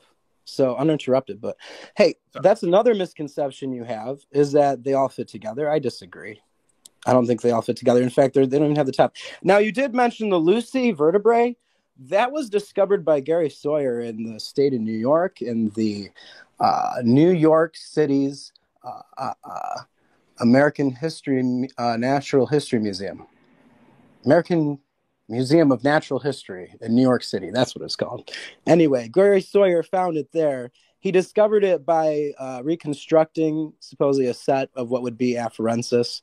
So they had the castings of Lucy's bones there to look at. They actually could tell that vertebrae did not belong with the thing by visually inspecting it. It was not done by this. Okay, that's how it was confirmed. The paper you're looking at is how it was confirmed by a lab. Okay, these guys figured it out that it belonged to a baboon. That's the only living thing that still represents it. It's a baboon bone. It's a monkey bone. You know, they think that it washed in somehow into this conglomeration, but that just shows you what kind of research, what kind of field of research we're working with here, where something that can be around for decades can be looked over for so long. This is one of the most famous fossil finds on the planet, and you're telling me that they now discovered just 8 years ago now, that a Lucy has a monkey vertebra in it? Yeah, well, in the paper, right, it says that one vertebra in question was not weathered the same as the rest of the skeleton. That's true, and that came from a different site. So your point's invalid because that came from a different site. Because this is all coming from the same Storcone cave, like I said, and it came out of the same M4 formation, so they would be weathered the same. They're pulled out of the same flow rock, man. Now, when it comes to the case of the Lucy vertebrae, that could have been washed in, like the paper says. It could have been washed in from up above. I'm like reciting the paper right now. It could have been washed in from up above. That's why it has a different callus on it, on the outside, a different weathering. Now, when you look at the bones of the little foot, the reason they look all the same is because they came out of the same cave, and they came out of the same formation in a lot of them. Now, there's some confusion because there's been a lot of stuff pulled out of these caves. Okay, so we got the Africanus coming out of these caves. Like the Circophone, I don't know. I wrote it down earlier. But this cave system has given these researchers plenty to work with. And there's bones of animals. There's bones of all sorts of mammals in these piles, okay, in these fossil deposits. So it's an absolute misconception that he keeps pushing that they're only from a single individual, and we only find a single individual there. They find multiple individuals there. Individuals of different and then species. You keep insisting that they're real, and it's like, yeah, you can say that as many times as you want to, but we're here to challenge that. So let's see that. Right. Well, my point about it being real, which so far you have not addressed, I would like it addressed, is that if you're saying that, oh, this is just a pile of bones from all kinds of individuals, all kinds of different species, and they're just pulling up the apes and they're pulling up the humans and they're just putting this together. Again, then we would find, we find the perfect amount of bones for one individual, right?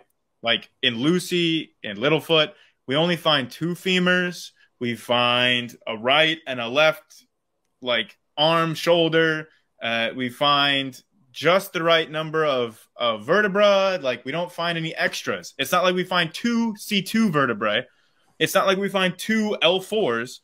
We only find 1 of each bone where there's 1, and we find 2 of the bones where there's 2 of them in it. We don't find multiple. So the statistical odds of that happening, if these are really multiple individuals, is astronomically small, just mathematically. Can you please address that? Yeah, and I'm glad that you used, the Afar region as an example, because that's exactly what I'm talking about. You believe that Lucy was the only thing found in that section. It wasn't, okay? That's what I was talking about, the AL333 in the beginning of this. Hundreds of remains of multiple individuals found all in that same area, okay? So yours, okay, yeah, time out, what?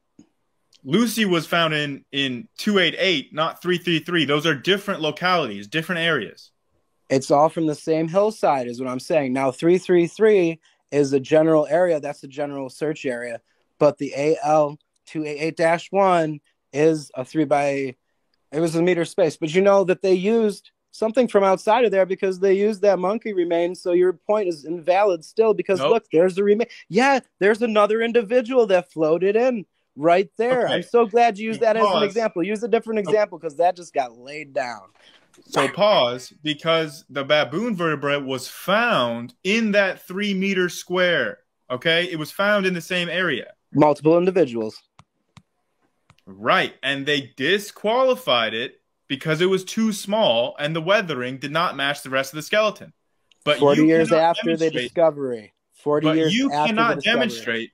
You cannot demonstrate that the rest of the skeleton is a different weathering pattern. You can't demonstrate that the size doesn't match. You can't demonstrate that the rest of the skeleton is from multiple individuals. Of Lucy? Of any of these specimens, yeah. Lucy. Oh, I thought you were talking about Lucy. Well, yeah, but Lucy's stained a little bit orange because they all came from that sedimentary layer that we were talking about, which was volcanic, sandstone. So did the baboon. So it was sort of like an orangish colored layer, and that's why they're all the same pigment.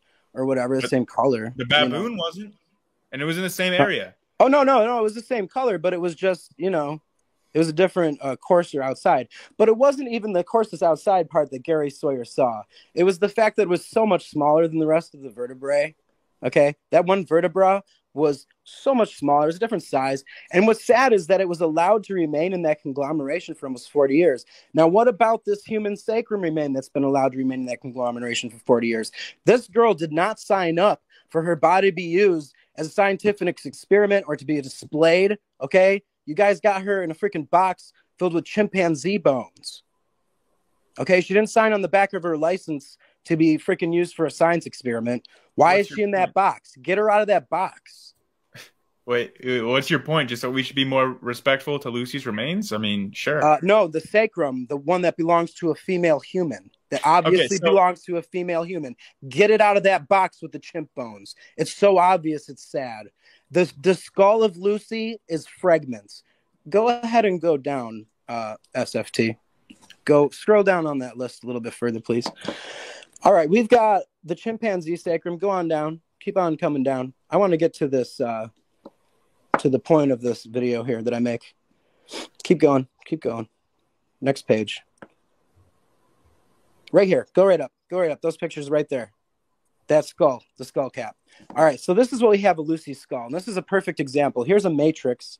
It's a chimpanzee-made matrix. This is fashioned by the discoverers, okay? What they did was they glued it to that matrix. The pieces on that skull on the right that are brown, those are the only thing that's real, okay?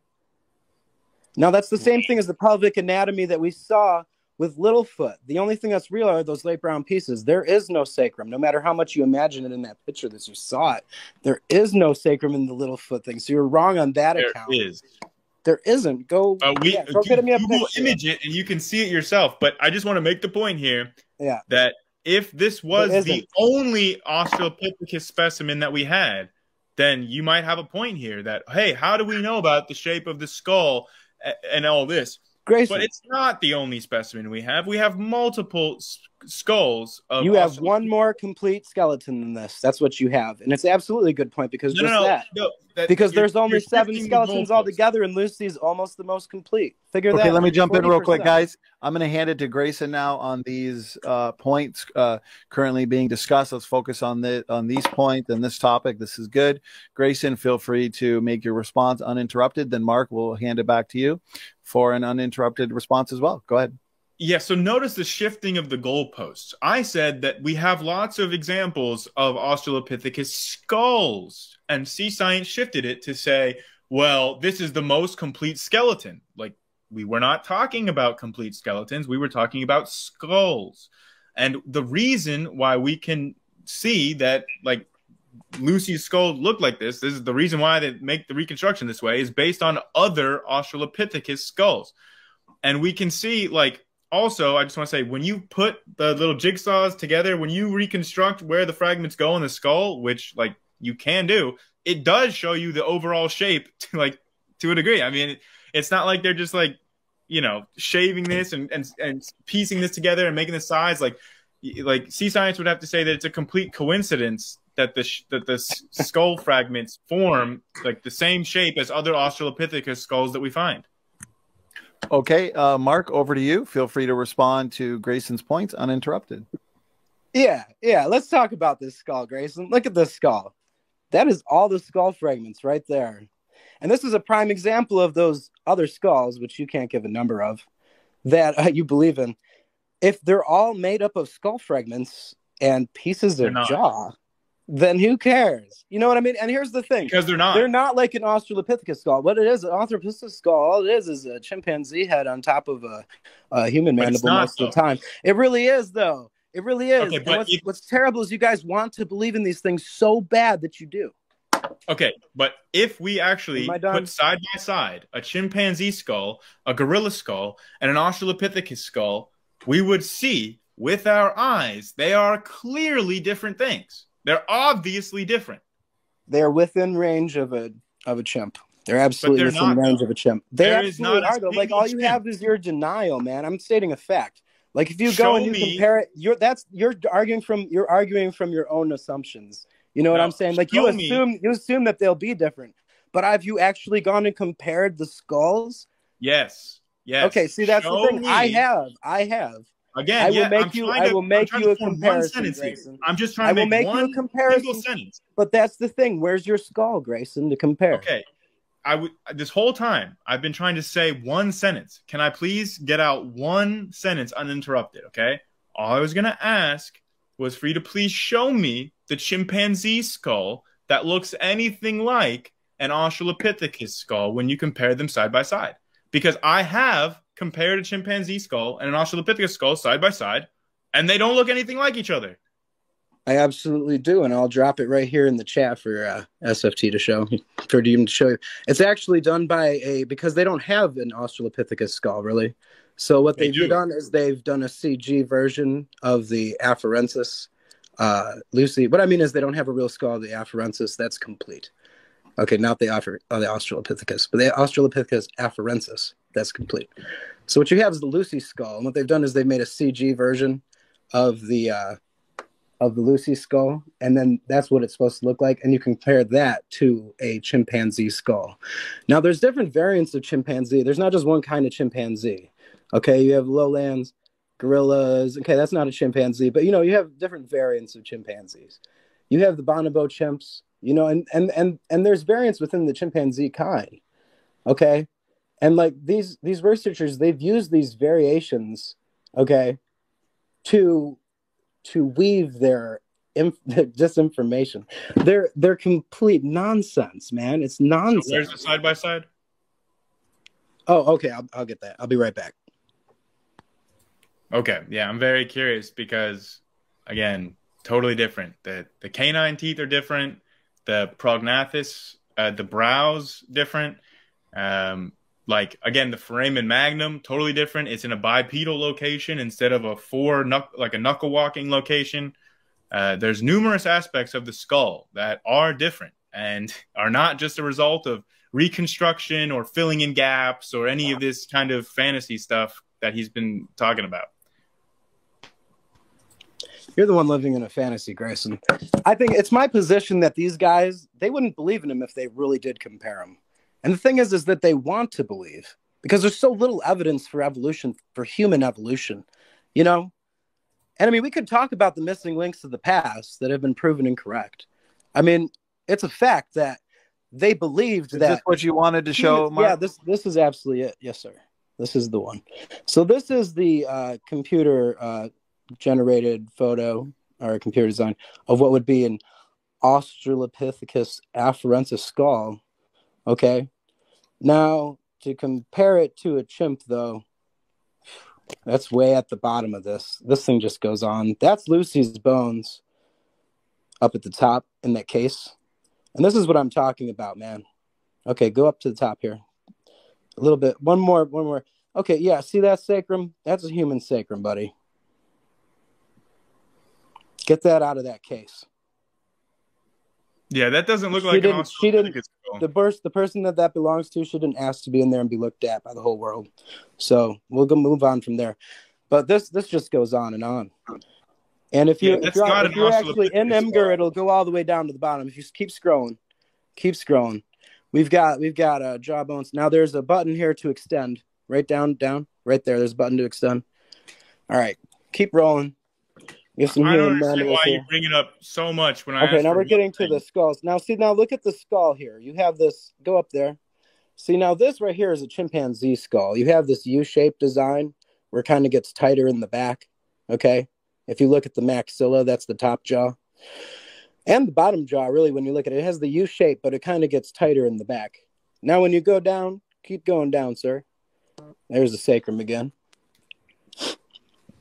And that's where my basic sacrum comparison really came from. Here's, we all know that guy. So here's his maxilla. Okay. Now, when you look at a human maxilla, you can tell it's more like a V shape. I mean, you see the U, but the molars are actually apart further than in the front. When you look at the chimp, you have this U shape, and it's almost like the ones in the front are further apart than the ones in the back. That's not the case with the human. And they say that's just due to evolution or whatever. Keep going down.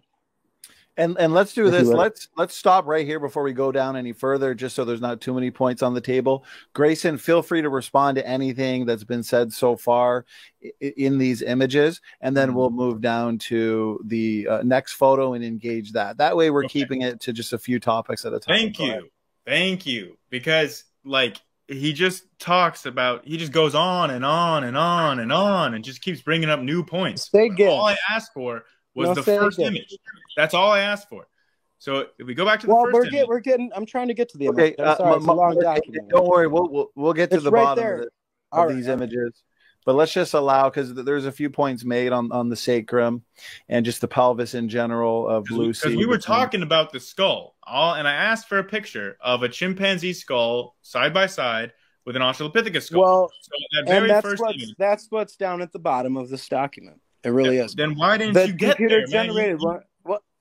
What? Why didn't you just go there first? Why did you have to bring up 50 points first before you get there? Because I did a reverse image search of the very first image, and I found that it's nowhere on the internet. There are 2 examples of this, and the only source for it is like from Shutterstock, which it seems like it's just mislabeled as a chimpanzee skull, because that's not an Australopithecus skull that you're attributing to Australopithecus.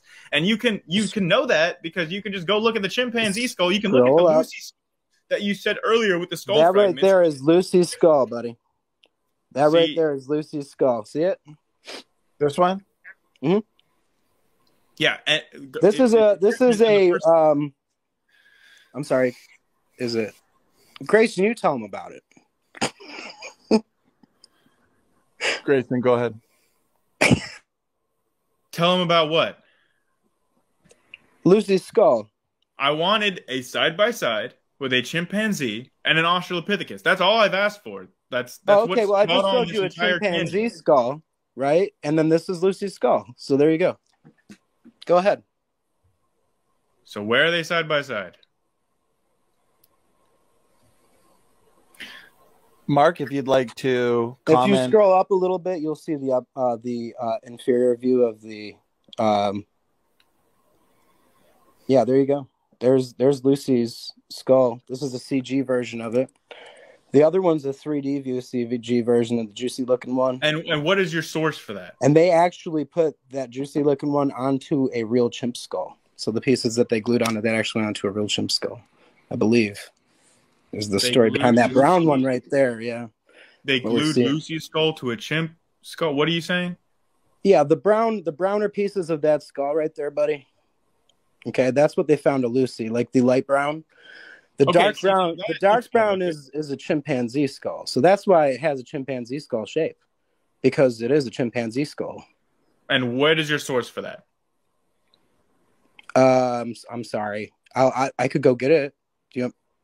Well, you're claiming that they just glued it onto a chimpanzee skull. Right there. I'm asking, like, where did you read that? Where did you come to that conclusion? By looking at them, man. Skull? You can look at them, right? And you can realize that the skull that they use right there is a chimpanzee skull. Now, the sutures of the skull here are interesting because, like I said, this is an imagination. This is a form made, okay? So the sutures of the skull look like they're trying to do this human arc for the sutures of the skull. But that's all imaginary because, as you see, they don't have the sutures for the skull because the light brown pieces are the only pieces that they have. So, Grayson, tell me more. Okay, so what about, like, the Mrs. Pless skull? What about the Tong Child skull? What about all the Australopithecus skulls that we have? Yeah, they're all made and they glued onto forms, man. Okay, so it's a conspiracy. So what about the You're right, papers? It's a conspiracy. What about the papers? For someone to get hurt and make Okay, guys, I'm gonna go back to uninterrupted responses now. So Grayson, take between 1 and 2 minutes, respond to whatever you'd like to, and then Mark will do the same for you. Go ahead. Yeah, so maybe we can just get off of SeaScience's literature here and just Google, like, chimpanzee skull versus Australopithecus skull or something, just so we can get an image side-by-side comparison or something. That would just be there's absolutely nice comparisons made. We probably should have done that for the Littlefoot sacrum, too, because an easy Google search can just show that there clearly is a sacrum in the Littlefoot specimen.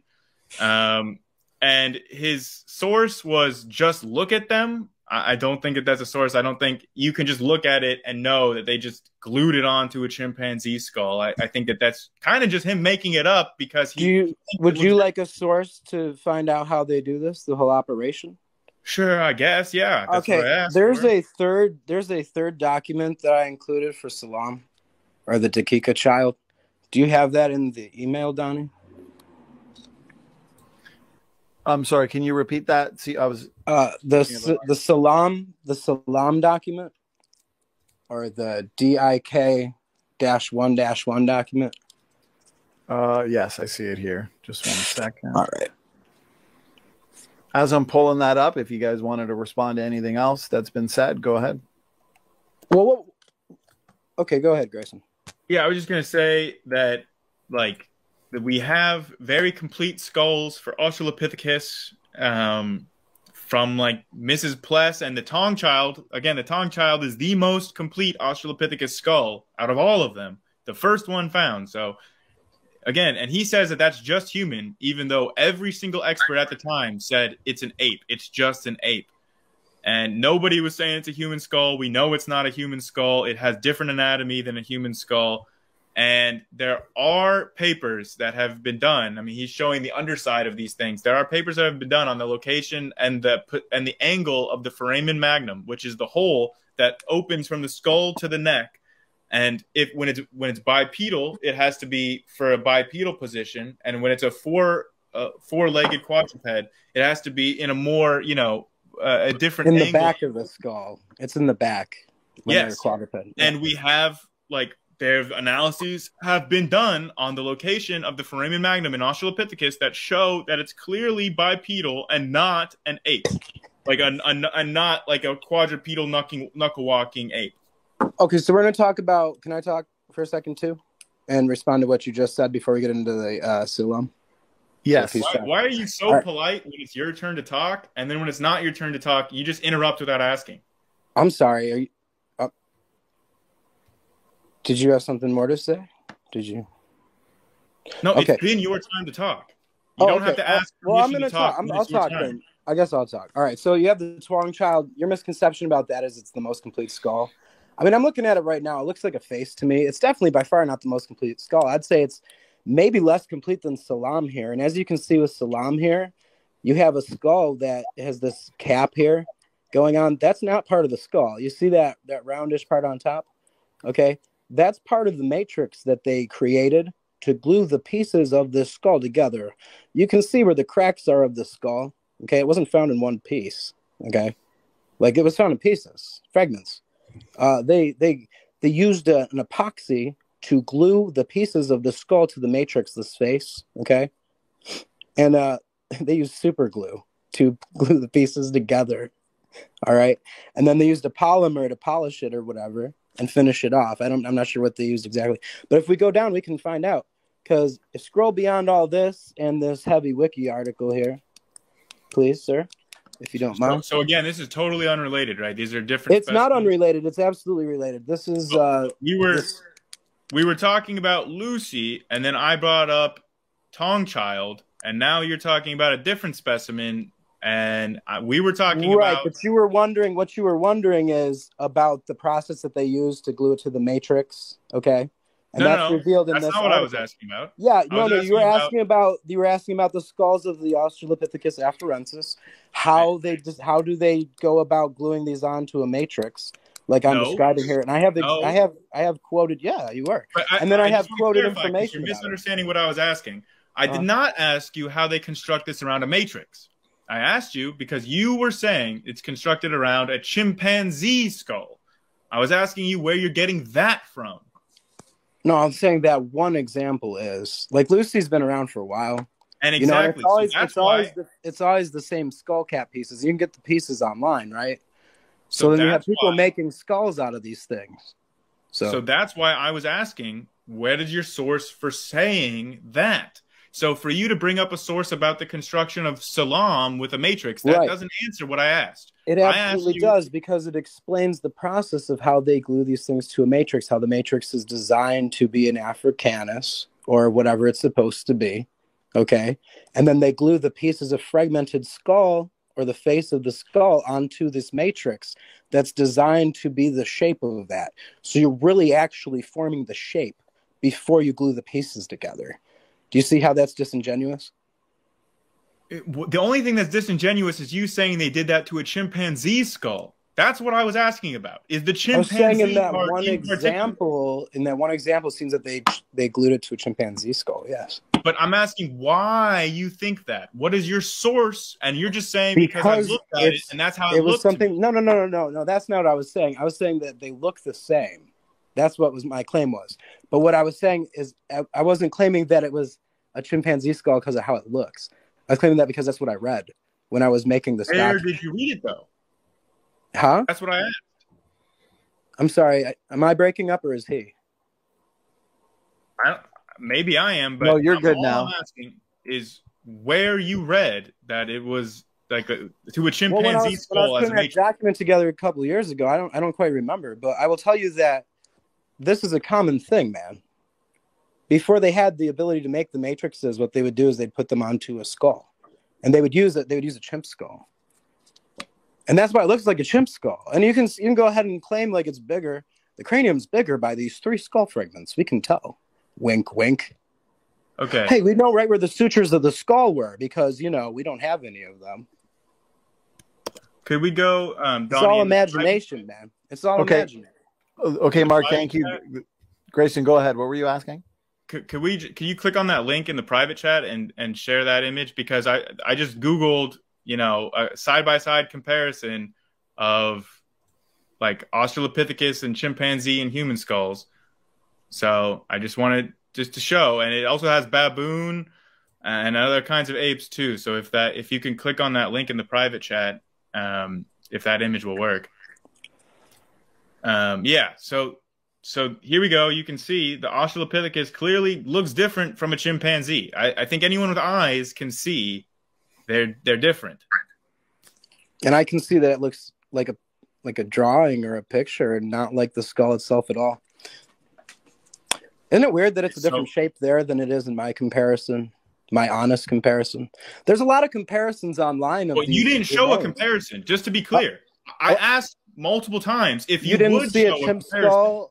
You didn't see a chimp skull from the inferior view and then see the afarensis skull in the inferior view. Now you go and try and find an inferior view of the afarensis skull, of Lucy's skull. You go find that for me, Grayson. So are you looking all day for that? Now it's got to be an inferior view? No, it can be any view. I'm saying okay. I'm saying that it's glued to a matrix and then it's only pieces of skull. So like when you go from there, it's like it's all imaginary. If it's pieces of skull, it's imaginary, right? Like that's imaginary. You realize that if you were to have fragments of a human skull and you were to try to glue them onto a matrix of a chimpanzee skull, it wouldn't work. The angles would be all wrong. 4 pieces, Grayson. 4 pieces of skull cap here. Yeah, but we Grayson. have much more than 4 skulls of more. Oh, than absolutely. Yeah, no, there's several. There's a bunch of skulls that are just pieces of skull cap, but there's no complete skull. I mean, the new the Ardipithecus, I think. Well, who's again that? The Tong child is very complete skull. One. Oh no, it's really not because, like I said before, like you keep insisting that it's complete, but I'd even say that the Littlefoot skull is far more complete than that because what you're talking about, the Twang child. No, the Twang child is just a face. There's no skull. There's no cranium to it. So your belief that it's a complete was in one skull. piece, right? It wasn't just a reconstruction from little. Oh chunks. no! It was glued on to a matrix. Yeah. For the cranium, it was a face. Yeah, the cranium. Yeah, the whole cranium that you see in the pictures is the matrix. Like that's part of the material. Which is the important part here.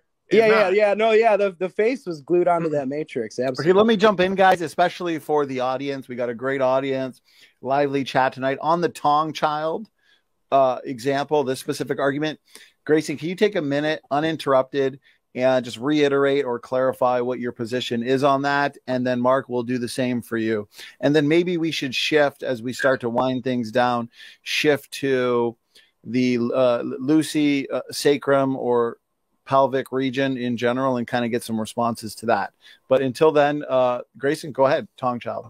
Yeah, the Tong child is just the very first Australopithecus that was found and categorized as an Australopithecus way back in the 1920s.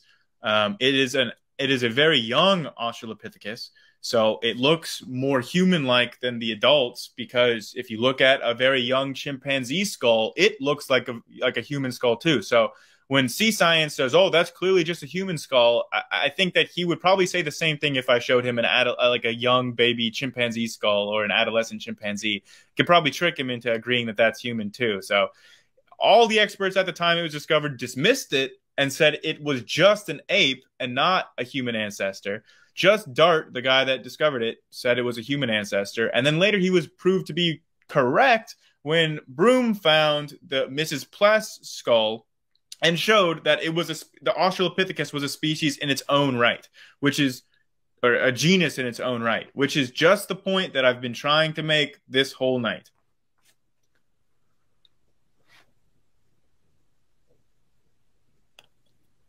SeaScience, you're on mute. Yeah, I didn't realize it was my turn. All right. So the Twang child, like I said, it's just a face. I'm not saying it's a human necessarily. Okay. What you have here is something that's been glued to a matrix. Okay. Him claiming that it's complete or the most complete is interesting. Him claiming that it was discovered early on is absolutely correct. In fact, it was discovered 20 years before they realized that human evolution is supposed to be coming out of Africa. So before the Australopithecus was even a thing, because that's Southern ape, buddy. So, well, but here we have that issue with what you said. Can I talk? Anyway. Yeah, but what you just said was false, though. How? It was discovered 20 years before they discovered that we were coming out of Africa? That's true. As far as human evolution? No, that was true. What you were incorrect about was saying that this was before, like Australopithecus or whatever. Like, he named, like, the guy that discovered the Tong child is the one that came up with the word Australopithecus. He created the term. Right, yeah. So this was categorized as an Australopithecus. Yeah, later down, because it was found in Africa. By the guy that found it. It was found 20 years before they decided that, like, Africa was the source of human evolution. Yes. You know what I mean? All right, which this allows me to talk about that whole misconception. You realize that? All right, so we have human evolution. Originally, they believed that we're coming out of Europe. That's off topic. It's not really. It's on topic. So the topic is Australopithecus. Right. And you said this is an Australopithecus, right? Yes. Okay, so let's talk about it. So before they believed that we were coming out of Europe, as far as human evolution goes, so they actually found human ancestors in Europe that didn't exist. The same researchers, the same group of people, the same group of scientists were actually finding these non-existent things. So Grayson, if they found things that didn't really exist, okay, and even named them, like gave them names, like what makes you think they're not real? Like the Paranthropus, or I've got a whole list of misidentified fossils of the past. Okay, like there's a Piltdown Man for one. Piltdown Man was a fake. Absolutely a fake, and it was proven a fake because then they realized that we were coming out of Africa. This was something that was in Europe. This was something that was found in Europe, right? The scientists are the ones that debunked Piltdown Man. The scientists, you're absolutely right.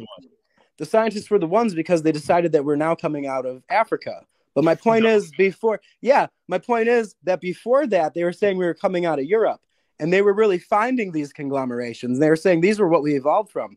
But then when they decided that we came from Europe, all those ones that they discovered became bunk. So I've been researching to find all these fake ones that they've discovered in Europe. But there are other reasons why they were proven to be bunk other than just, they found in Europe and now we know it's out of Africa. Like there are actual reasons. Oh, yeah, they're hilarious to look at. But so are these examples. Like, they're obviously fake. Well, to these look obviously fake to me and most of the people here, I'm sure. That's the thing. You know that they're fake now. You know that that's a pig tooth now. You know that was an orangutan mandible and a human skull now. You know that they found in Europe. But now you believe that these things that are chimp bones and human bones are real. Like, do you make that connection? We know. Like, what about when we decide human evolution came out of Asia? Okay, then we have to debunk all these things. Here's the key: is that the bones that we find for Australopithecus do not look similar to either chimps or humans. They look different and unique. That's why they are their own genus. I absolutely disagree. You know, case in point, that sacrum. That sacrum is absolutely human. It's the same dimension, same curvature, same sacral vertebral arrangement, same foramen. It's the same foramina. The holes are in the same exact location, the same foramina. The sacral foramina are in the same exact position as a human one, as a human sacrum, as a female human sacrum. So there's no doubt it's a human sacrum. And they were So so is your- astonished that they were that far along developed, right? So is your position that the sacrum is the only human bone, or are there other human bones in the Lucy specimen? Well, why would you change the subject now? I absolutely believe that there's other human bones in it. I believe that, but why are we? You were just getting after me about change the subject to Salam. I was just trying to show you how the matrix, how they make a matrix, this form for these skulls before they put these pieces together, and then they glue them to the skull to make the face. So it's all like beyond what you believe. You have this misconception that they're finding these whole skulls or whole skeletons of these things, when the most complete skeleton is Lucy, and then the most complete skull is a newly discovered skull by Johann Salisi, I think, or whatever his name. I already tried to address this and say that is not what I believe, that you are strawmanning me to, if you think that I'm saying that we find all of these complete skeletons. I said that. Right. No, you said you found all these complete skulls. What I actually said was that of the 300 individuals that we have of Australopithecus, there's a huge variety. Some are just like one or two bones. Some are very complete skeletons, like Littlefoot or Lucy. All of them. So there's a huge range. All of them except for 7 are just pieces of bones. There's a whole species based on just a maxilla and a mandible. There's a whole species because they're different than any other known just species. A skull. Right, yeah, but there's only one example, and in this case, it's fragments of a skull and a jaw that makes the gari, the Australopithecus gari, or if you want to classify it as that, right? It's just a skull, and they believe that it's Australopithecus. They don't even know what the foramen magnum, where it was. They have no idea where the foramen magnum was on this thing, and they believe it was an upright walking thing. That's crazy. It's all imagination. You have whole species imagined from a skull. Yeah, you're right. There's a bunch of complete skulls. There's like a handful of them. And there's like a handful of skeletons. But what you're doing is you're exaggerating how many skulls there are and their completeness, because it's all fabricated. I don't think that I have made any exaggerated claims here. I've literally been saying, like, what? I don't know, man. I don't know where you're getting this from. I think that you're misattributing my position if you're trying to make it seem like I'm trying to say that there are hundreds if you of want, full we could do this again skeletons. sometime. Like, if you want, we could take a break, do it again. You could read my document, and we could talk about it again.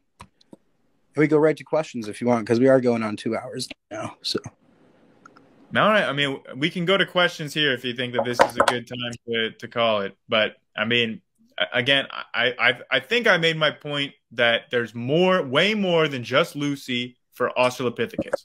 Whether or not there are 300 complete skeletons, or whether or not there are just lots of individuals out there to which we have varying degrees of skeleton completeness, there are still multiple individuals that are consistent with the Lucy specimen. So if the Lucy specimen was a chimera, a mixture of human and ape, they would have to have done that multiple times, because we have consistent Australopithecus anatomy. Like, it's not like, the chances that all of these scientific teams would be able to reconstruct using different species, would be able to reconstruct skeletons that are consistent and can all be viewed as the same genus because they're so consistent, seems like absolute lunacy. And I'll reply with, they're not consistent. They're all different. That's why they put them into different classes and different species. They split them up into species because of their differences. Littlefoot's still contested. That's why I didn't put in the main article, because it's still a contested Australopithecine, even though it's all called Australopithecine, like he said. But the actual species is contested still. And he wants it because it's the most complete skeleton. There's only a handful of skeletons. There's only a handful of skulls. None of the skulls are really complete except for maybe one. And that looks to be a chimpanzee skull. No different. So, yeah, you can shake his head all day. But he has all these misconceptions that he argues from. Grayson, he's fine, though. I like Grayson. But, it's not his fault that he believes it either. It's not your fault you believe it, man, because it's, you've been groomed by society to believe it. And it all sounds very leaky to me. Like, it all sounds very leaky to me. As far as your cabal goes, it all sounds very leaky to me. I mean disingenuous. I'm sorry, not leaky. Okay. But it's all been discovered by leakies. I mean, I don't know. The same family finds them all. I mean, they probably all got into the same school and stuff, right? So you say let's talk about that. The chimpanzee and the Australopithecus skull looks like a chimpanzee skull, but when we looked at the side by side, everyone no, they're all different, is what I said. What I said was they're all different, man. You got to listen to me, man. I said they're all different. That's why they split them into different species. But what you have here is you see them split into like, oh look, there's a gorilla skull, and I think like one of your points earlier was like, well, when we compare the Littlefoot skull to a modern tree-dwelling ape skull, that it looks nothing like it. It looks nothing like it. But if we would have scrolled just a smidgen further down the list, you would have seen a direct comparison of the Littlefoot skull and a modern gorilla skull, a lowland gorilla skull. So now, if we looked at that, we could see the same features. I'm sorry, go ahead. Because the size is so different that it completely debunks that it could even be a gorilla. Because this is so much smaller than a gorilla skull. No, man. You gotta see this thing. It looks exactly like a lowland gorilla skull. If it's smaller than the lowland gorilla skull, is smaller, man. And then you have the. But why is it so small? The differences between the younger tree-dwelling apes and the older tree-dwelling apes really have a crown on the males in adulthood and a lack of a crown when they're young, in juvenile form. The dimorphism between ages, and then you have dimorphism between sexes, and they've used the dimorphism between the. Hello? Praise, did you kick him or what? Yes, I kicked him. I'm just kidding. A human. Tyrannical praise. My point is like anyone can Google an adolescent gorilla skull and see that it looks nothing like the Littlefoot skull. So if you were to really find a gorilla skull that looks like an adult gorilla, which it doesn't, by the way, it looks distinctly different than an adult gorilla skull. But even if we take what SeaScience is saying and says it's a small gorilla, like there are no gorilla skulls that are shaped like that are that size. There's not one example he can point to. Mark, you dropped out there for a second. Are you there? Can you hear us? I apologize. Okay, it looks like you're there. I can, yeah. Okay. Did you gentlemen want to, because we just hit the 2 hour and 15-minute mark. Did you want to jump into some of these audience questions that we have? Yeah, let's do it. Okay. Yeah, but can I just talk, or like at least address what Grayson said real quick there at the end? If you guys want to go a couple more minutes, sure. It's been a little more informal since the opening. So, Mark, feel free to respond to Grayson. Is it just me, or is Mark now missing his picture? No, yeah, he's anonymous. He's faceless. Yeah. Okay. You guys can hear me though? Am I coming through all right? Yeah. All right, great to hear it. All right, so he keeps saying that there's multiple individuals. Like I said, there's only 7 skeletons really to name. These are hardly skeletons. Lucy's the second most complete. Littlefoot's the most complete. He says they're consistent. The bones all match. I also disagree about that. You can match bones. Bones say they're matched, but unless you can actually hold them next to each other, you can't say they're matched. Yeah, so and when he hasn't made comparisons of these things himself, for one thing. So he's coming from a point where it's like he's going online, he's looking at comparisons made by people that are pushing that narrative, okay? And he's seeing really disingenuous comparisons. Like one I pointed out early on my channel was that they compared on the eFossil site, they have a comparison of sacrums of a human, Lucy's sacrum, and a chimp's. They make it look smaller. They use a male sacrum, they don't use a female human sacrum. Like they're disingenuous comparisons, So even if you went on Google, found one, usually it's a drawing. Secondly, it's computer generated. If you can actually find a real one that's an actual a mold of an actual fossil, you'll see that it's nothing like the drawings. You're just believing something that's been pushed on you. You've been groomed to believe it. But we'll move on to questions. Yeah, I'll just say that is literally just appealing to a conspiracy. I mean, saying that the scientists are changing what the real skulls look like to manipulate it to fit their agenda. I mean, that is a conspiracy. He wants to say it's not, but That's all it is. I'm happy to take questions. Okay. Grayson and Mark, great back and forth discussion, lively at times, passionate at times, but it sounds like we are concluding at a good time because I feel Grayson and Mark, for the most part, you both feel like you're able to make all the points, all the arguments that you wanted to make for the debate, and therefore probably a good time to get into some questions. All right, Praise, I know you've saved the majority of the questions because I was busy screen sharing images for a lot of the time. And so why don't we just kind of go back and forth and take turns on questions. So Praise, we'll give you the honors of picking question number 1. Awesome. I appreciate that. So we're going to start with SeaScience, and this is from Creationist Crybaby. Big Mama. You know who that is? Big Mama, yeah. Big old baby. What's up, Big Mama? What's up, Big Mama? But the question is,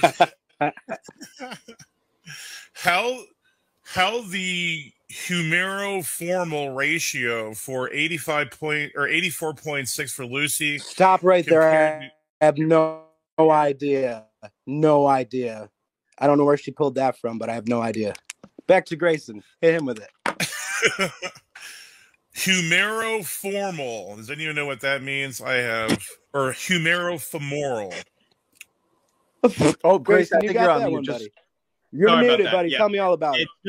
It's just the ratio of the humerus to the femur. So like he's showing that like the ratio, the humerofemoral ratio is different in Lucy than it is for humans, and it's not like the range is overlapping. Right, because you're using remains from 2 different individuals. Sorry, sir. You're using remains from 2 different individuals. Of course it's different, if that's what that means. So next. It's using the Lucy individual. So you would have to say that the humerus and the femur of the Lucy bone are coming from 2 different individuals. Go ahead, Mark. Well, I mean, if it's different, then yeah. I mean, if it doesn't belong, like one of these things don't match together is what they're saying compared to everything we know now. Like what we have now, we definitely have bipedalism, and we have like arbitral motion in the trees with monkeys. So like we have everything to compare it to. If it doesn't exist now, I don't think it existed then. Next. Sorry. Okay, so it was for Mark, so we'll give him the final word, and I'll pick out. And for each question, I should have went over this before the Q&A. Mark, since it's your first time here, Grayson's kind of a vet. He's been here a bunch of times. We allow a little back and forth on the questions, but we just make sure whoever the question is for gets the last word. So a lot of these questions probably will result in some good back and forth, as they are very much on topic. So a question from Stephen Tibbetts. Question for Grayson. Even if Lucy's kind is real, how does that prove she was an ancestor to humans? Why not just an extinct species of ape? Similar form doesn't make it ancestral. Yeah, so it's because it was predicted by evolution, right? So evolution, like the theory, predicted that we should find, I mean, or not necessarily that we should find, but there should be a transitional species that has properties that are both human-like and non-human ape-like. So it was predicted that we would find fossils with this morphology, and then we found Australopithecus. That's why it's strong evidence of evolution. I would never throw around the word like prove, like this proves it, because, you know, proof is for math, but this is very strong evidence. Thank you, Grayson. Mark, over to you for a response. I think it arises from their belief that it is real. Like they need evidence so bad that they're like, you know, they need that, you know, they don't realize that just finding bones in the ground doesn't make it their ancestor, you know? Like believes, because they want to believe. I stick to that. They just want to believe so bad that they'll believe a pig's tooth proves they have an ancestor. That's kind of the whole point of this thing.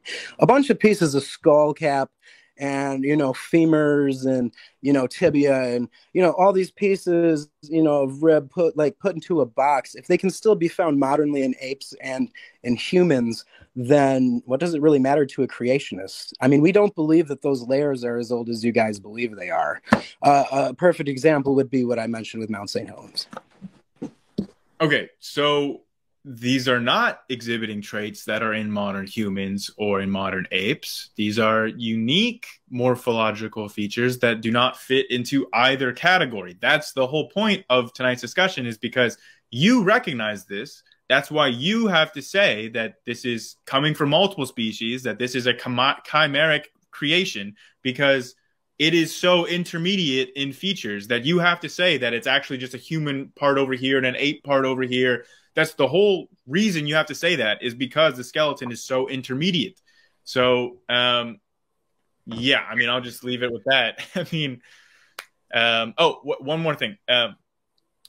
This could still be a sister clade, right? This doesn't have to be the transitional form that is our definitive ancestor. This could be a sister group, and that would not affect any of the arguments tonight. Mainly, I've been arguing that this Australopithecus genus existed and is not just some sort of imaginary recreation or whatever by scientists, but it was an actual species that really lived at some point on Earth. I didn't make any argument about when it lived or about if it was ancestral or not. I mean, my whole argument tonight was just that, even if you want to say that this thing was walking around on during the Garden of Eden or whatever, the evidence shows Australopithecus was a bipedal ape that did exist. That's what the evidence in the fossil record shows us. So that's the only point I wanted to make tonight. Thank you, Grayson. Question was for you, so we'll give you the last word. Praise, I got the next question up for you. Another one from Creation's Crybaby. So Praise, go ahead. It's up on the screen for you. So SSFL, how are the canine teeth smaller than the modern apes, but larger, more pointed than humans, and the jaws between the rectangular shape of apes and the parabolic? Absolutely. Parabolic shape of humans. Here's the bonus part of it. So go ahead, SeaScience, questions for you. As far as the canines are drastically reduced between different kinds of tree-dwelling apes. Okay, so what you have here is an idea where they'll compare an example with longer canines, all right, with an example of that same species, but a subspecies that has shorter canines, and show a slow progression to being human. Whereas it's not the case. You have these small canines, and it could be a variation of ape, even from the distant past. But I'll go ahead and agree with Grayson that it's absolutely not an ancestor to man. I mean, he went ahead and admitted that he doesn't believe that these are necessarily an ancestor to humankind. So I'd like to say I agree with that. In fact, I find it hard to believe that a box full of fully formed human and tree-dwelling ape remains. Where's the transition, man? You're the transition is at the top and the bottom, because they have fully formed human and tree-dwelling ape remains. There's your transitional. It's how is that transitional if they're fully formed? It's because they have both? No, that means that they put two species in the same box. Thank you, SeaScience. Grayson, over to you. Oh, I think you're on mute, Grayson. Sorry. Australopithecus is the example you're asking about. It's not just a tree-dwelling ape. It's bipedal. That's what the evidence from the foramen magnum and the feet and the hips all combined to show us. It was a bipedal ape species. It walked on two legs. That's what its own skeleton clearly demonstrates. So this is not just an ape or a chimpanzee or whatever. So tonight's discussion was about whether or not it was a chimera or whether or not it was truly its own individual species or genus. So that's what we were focused on tonight. And Creationist Crybaby brings up some really great point about how the canines are intermediate in size, You never find an Australopithecus that has chimpanzee-sized canines, and you never find an Australopithecus that like has the rectangular shaped jaw of a chimp. That you have the shape of the jaw that is more intermediate. So it's like halfway. It's intermediate between the non-human apes and the humans. So this is exactly what a transitional species would show. And I did not say that Australopithecus were not ancestors for humans. I just said that, it could be a sister clade, and that would not change any of my arguments. So I was not saying that I think that it is a sister clade or anything like that. I was just saying that it fits what evolution predicted. Evolution predicted we should find intermediates, and we find them in Australopithecus. Okay, thank you, Grayson. And SeaScience, question was for you. Go ahead. Yeah, the mandible and the jawbones is the same example as the teeth. Like I said, it's something that's in between. It's a subspecies, There's variation within the subspecies. The jaw, whether it's tighter at the back or further apart, it varies within subspecies of gorilla and chimpanzee, and they use these slight differences, these dimorphisms, to push their arguments. And if you've never seen, like, if you don't know what all the skulls look like, then you won't realize what they're doing. But that's what I see.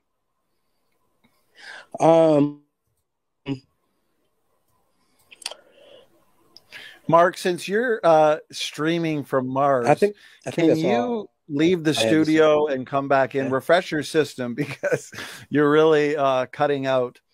I think around this time I apologize on for Mars, that, guys. The bandwidth gets a little more difficult. So leave the studio, come back in, refresh, because you're freezing up every so often. It's kind of distracting. Okay, so as you do that, I am going to give a couple reminders and announcements for people. So this week, we've got a busy week. We've got 5 events. And so this being event 1, and we've got the epic endgame debate, Grayson from Base Theory. Grayson, meet Grayson. I think you're familiar with this guy. So he'll be back debating Dr. Dino, fossil record, geologic column. Pumped for this one.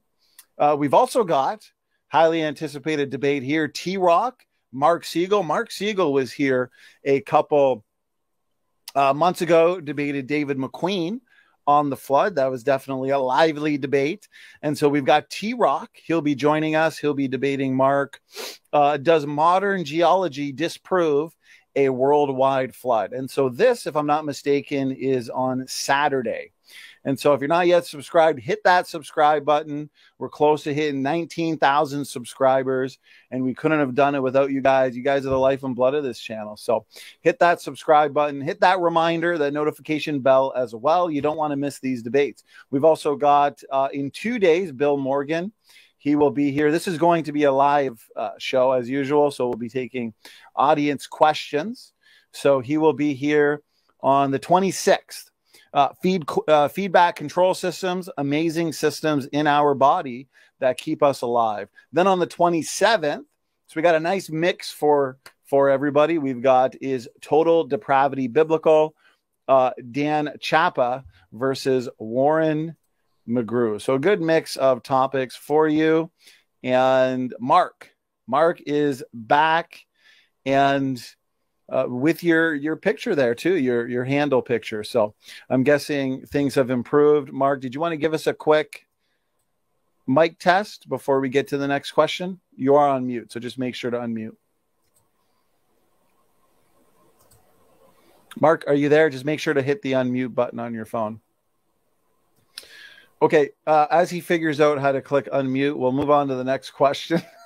He's in the comments. No, I'm back. I'm sorry, guys. I am back. So what's up? Okay, we are good. Back to questions. Okay, back to questions. I had to holler at my buddy in the chat there. Chaser, what's up? Okay. Okay, here we go. Next question. I'm trying to look here. We'll get one for Grayson now. So I don't think we did this one, but we'll go over it together. Oscar T. Grouch. Question for Grayson. Yes. If Australopithecus went extinct only 1 million years ago, wouldn't we have found millions of fossils if we find fossil graveyards from 75 million years ago?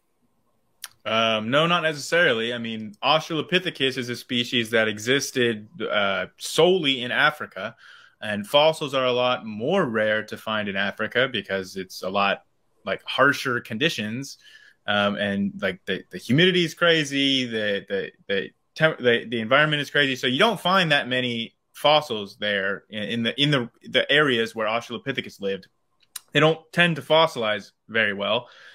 It's not like Australopithecus was burying its dead or anything like that. So graveyards is a little bit of a weird nomenclature. I don't know exactly which fossil graveyard you're referring to from 75 million years ago, but typically when you have a site of large fossil formation, there is a reason for that, whether it's like a tar pit or like some other like rapid burial, like a local flood. There's tons of reasons why you would have like fossilization occur, but it's not like these conditions are replicated across all places at all times.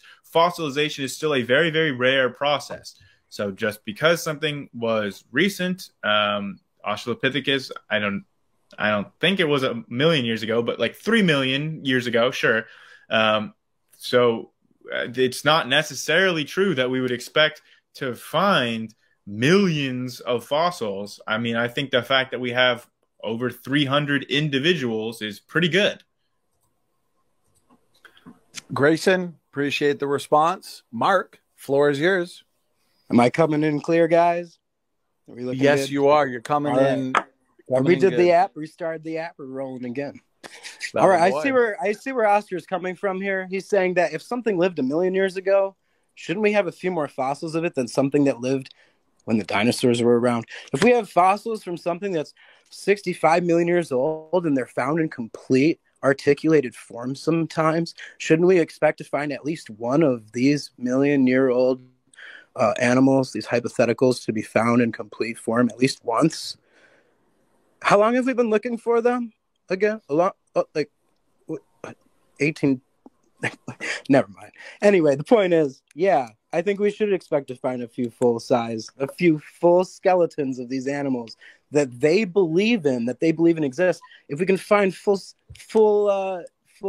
articulated dinosaurs with erosion, don't you think the erosion would have wiped out the dinosaur bones before they wiped these out? Erosion. Yeah, like erosion, man. You don't think the erosion would have wiped the dinosaurs out before these? There's not erosion under the surface of the earth when something is buried. So, true. Yeah. No. Well, don't you think we should find some Australopithecus in full form, since we find dinosaurs, which are believed to be over 65 million years older than these animals, in full form and articulated? Although it's rare, it does happen. So, like I said, my point, well, first of all, the dinosaurs existed for like millions of years of time, right? Within the framework of like the consensus view, and Australopithecus existed for what, like a couple million years, maybe. I mean, there is a distinction there, but there's also a distinction in that the conditions from which the dinosaur fossils were formed are different from the conditions that existed within Africa at the time period of which Australopithecus was living. So the same fossilization conditions were not equal in both instances. So I guess that's the final word for this question, right, Donnie? Yes. Okay, so next question here comes in from Mark Reed. Mark Reed, if I'm not mistaken, is having an after show. And so I assume that's kicking off as soon as this debate ends. So question for SeaScience. What physiology that we define apes by does a human not have?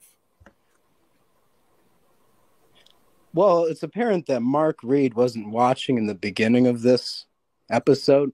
Am I coming in clear? Yes. Mark, can you hear me? I don't have the mic that Mark Reed has. Mark, where did you buy your mic, man? I'm just saying.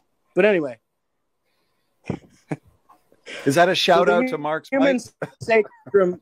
What? So the human sacrum is far different than the ape sacrum. Yes, there's huge differences between the systems of the humans and the tree-dwelling apes. The immune system's different. The reproductive system's slightly different. We've got differences in the skeletal system, which is what we're talking about now. Man, I've been thinking too long. 2.5 hours. But anyway, so the skeletal system is far different. If you don't think it is, I challenge you to go look at one. A comparison of a human and a chimpanzee skeletal system. Anyway. Right. So what Mark was Grayson. asking was that out of the criteria that differentiate apes from like monkeys, like the things that make apes apes, right? There's a list of morphological criteria that say this is what classifies something as an ape as opposed to a monkey. And Mark's point is that humans, by that definition of what makes an ape different from a monkey, humans fit under that categorization as apes. That's why they're classified as apes. So his question is asking, so what is the physiology that we define apes that we define apes by that humans do not have? So, like, what makes humans different from apes is basically what he's asking for. Because if you want to say that, you know, humans are different because we have this, this, and this, but we still have all of the criteria that designate apes as being different from monkeys. That's all he's saying. So, like, apes are different from monkeys because they have this, this, this, and this. And humans fit that bill exactly. We have all the criteria that make us apes and not monkeys. Or, you know, in a colloquial sense. All right. Thank you, Grayson. Back to you, SeaScience. Yeah, absolutely. Monkeys are absolutely different from apes, which are absolutely different than humans. The differences between humans and apes is obvious. It's in the skeletal system, the reproductive system. All the human body systems are different than in ape systems. The DNA of the human is different than the ape DNA. It's all different. We're all different species.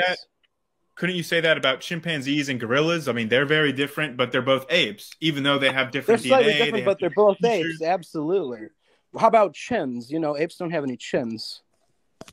Right. Is that the end of the question? Again, there you go. I don't think you're understanding what he's asking because, like, no, I am. He's asking for the differences in physiology between humans and apes. No. We have chins. That's not what he's asking. We have a human brain. They don't. We have. That's not what he's asking. They don't. That's not what he's asking. We can sing and dance. They don't. We can write and talk to each other. They don't.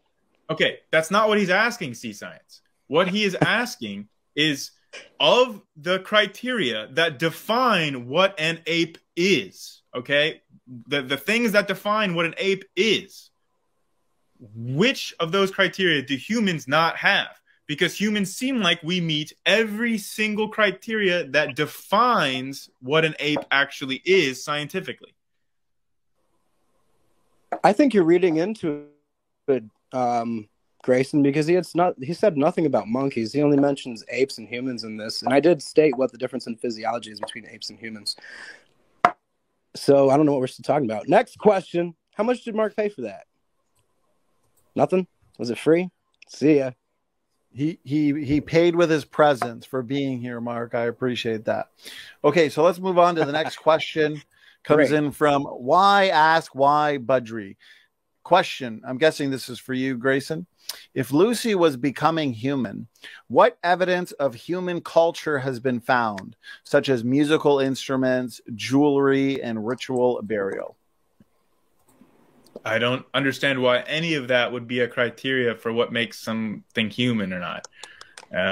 Like, what defines things as human are morphological. I mean, you can look at a human bone, like a human skeleton, and even if you don't have any evidence that that human skeleton played any musical instruments, you don't find any jewelry, you don't find any ritual burial, you don't find any evidence of culture. All you've got is a human skeleton. You still know it's a human skeleton, because you don't need any of those cultural criteria in order to designate it as human.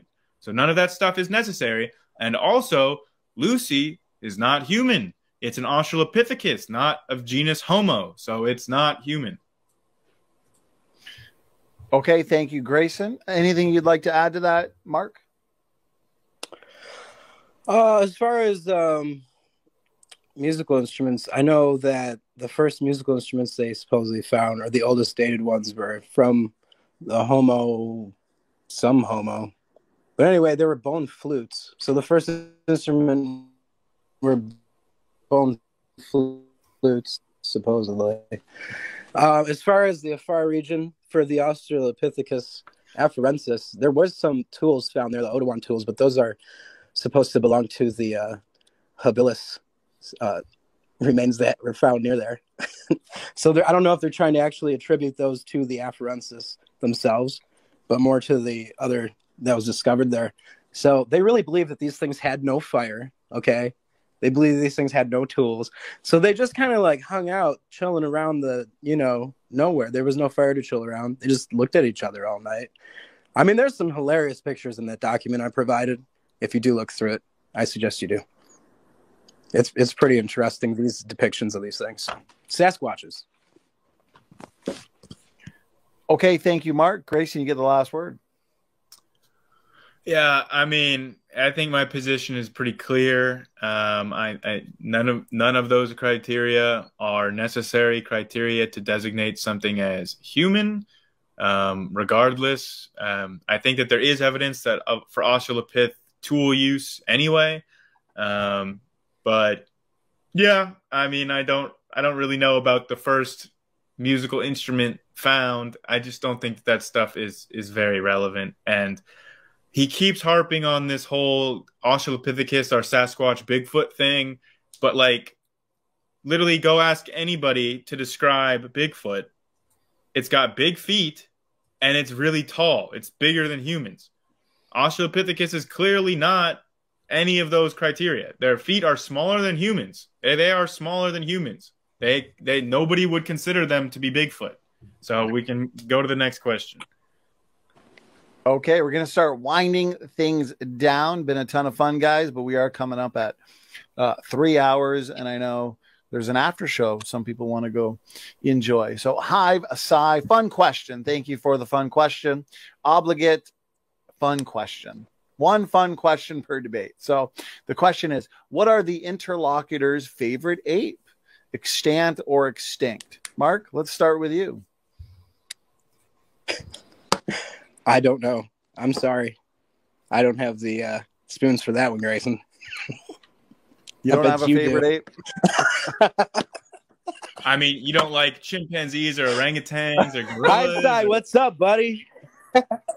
Holler. I was watching a cool new show called Chimp Empire, and that kind of made me even more fascinated with chimps. I'll answer the call. I'll go with chimps. Chimps are pretty cool. What about you, Grayson? I've got to say, my favorite apes are humans. Hey, yeah, I was gonna say as a joke, it's humans, isn't it? Yeah, because all of my favorite apes are people. So, Mark, what about you? Have you thought up a favorite ape Interesting. Yet? Favorite ape? I guess I'll go with the bonobo. If you don't have one, that's okay. We'll move on. Donkey Kong, yeah. is Donkey Kong your favorite ape? Yeah, the bonobo chimp. Okay, let's move on, and I think the wrap it up with chimp, man. Did you hear me? All right. Yeah, we can hear you from Mars. Am I breaking up again, brother? Nope, we heard you. Bonobos are your favorite. All right. Well, I didn't even know what she was talking about at first, or he, so. Okay, so we have a final question, which I saved because it was a super chat that came in before the debate, actually, like a week or two ago when we said it. And so because it was a super chat, I saved it. I don't know if it's necessarily on topic. And so I just saw Doki posted in the comments, but the live chat is, here we go. Okay, thank you. So it is for you, I'm assuming, Grayson. So we'll go through it, get your thoughts on it, then we're going to wrap things up. So $10 super chat, thank you so much. WAW Budry. We genealogists use a shared ancestral DNA, I'm guessing, centromorgans? How can Grayson point to CA when you run out of common ancestry, when you run out of shared centromorgans at 114 steps back? No credentialing board or lineage society would accept his evidence. Any thoughts on that, Grayson?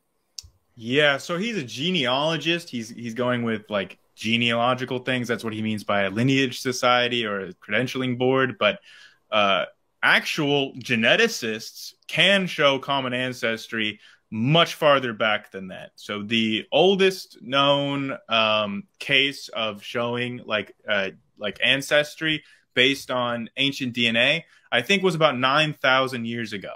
So that was with Cheddar Man in Britain, where they found that he had a living descendant just a couple miles away who was teaching at the local high school.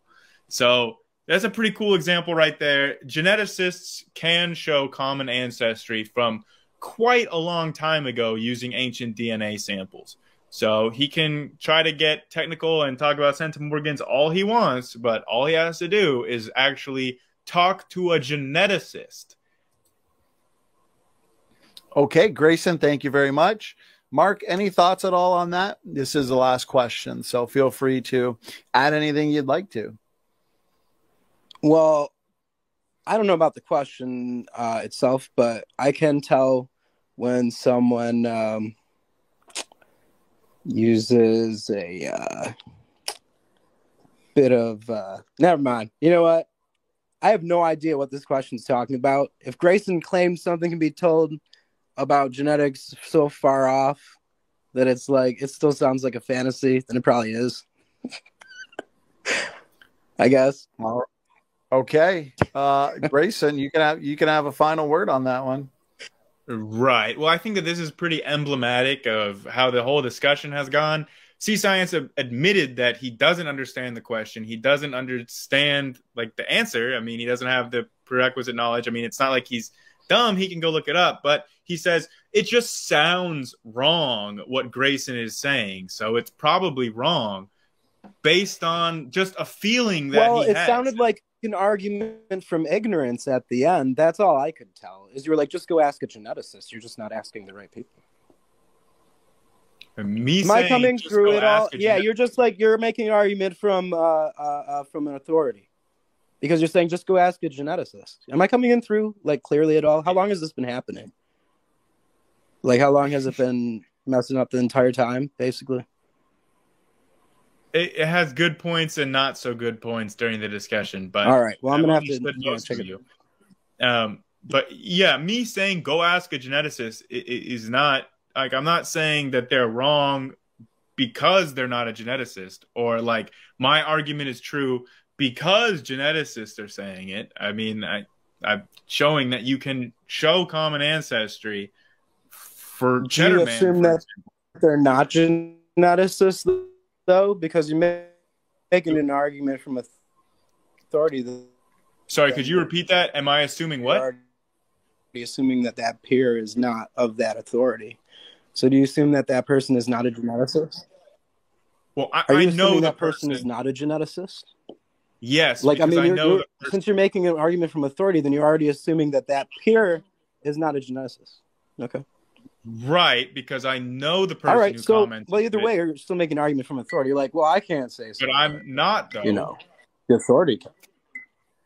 If you go and look at what an argument from authority is versus what I said, you'll all right, you're not making an argument from authority. Yeah, I'm not. Okay, I think we're going to wrap it up there.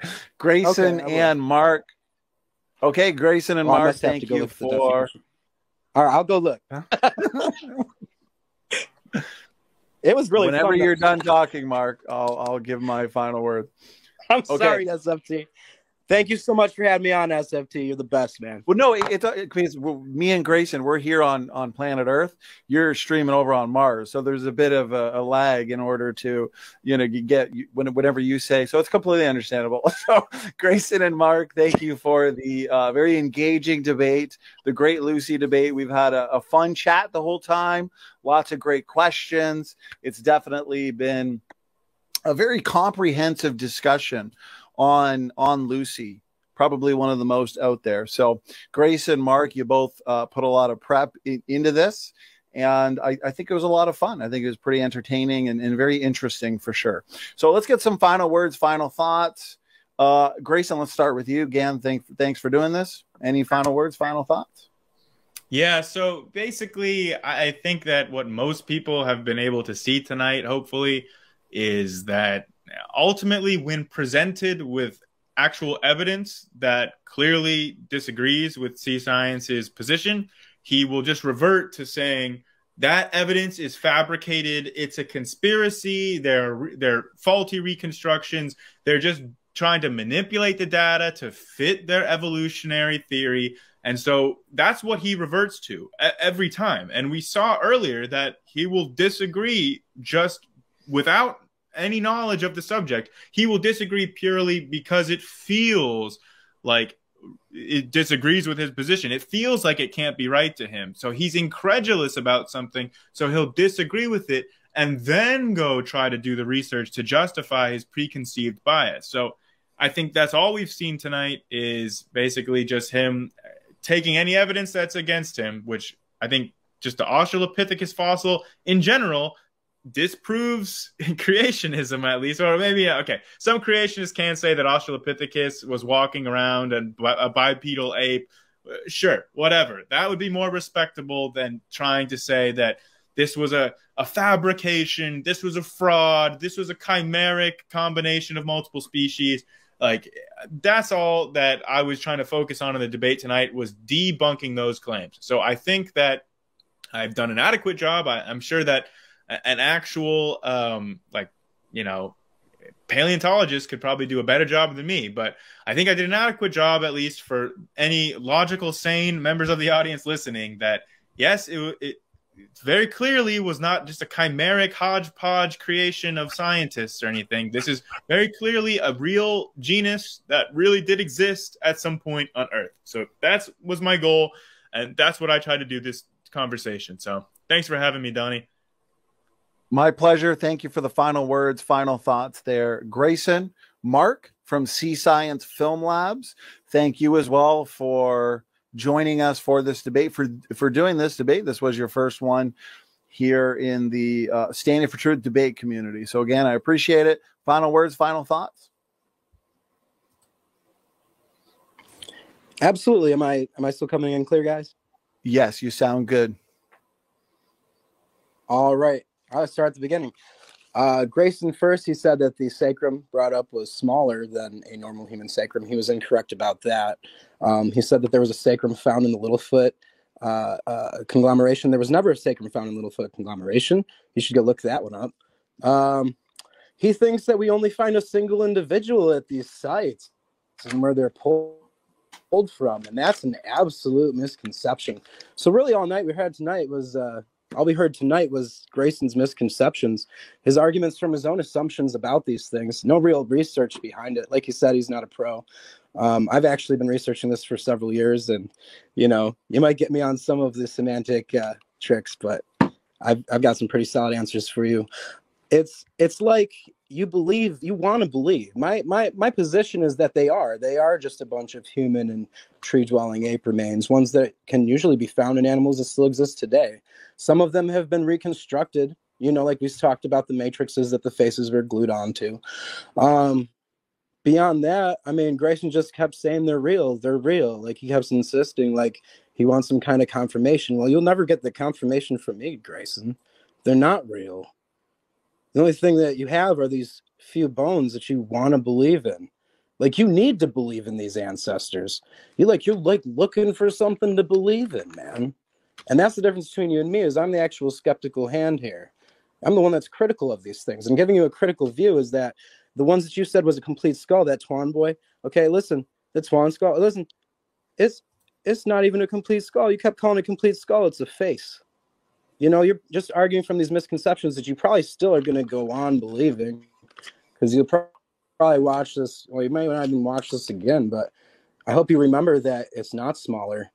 The sacrum is the same exact dimensions as a human female sacrum.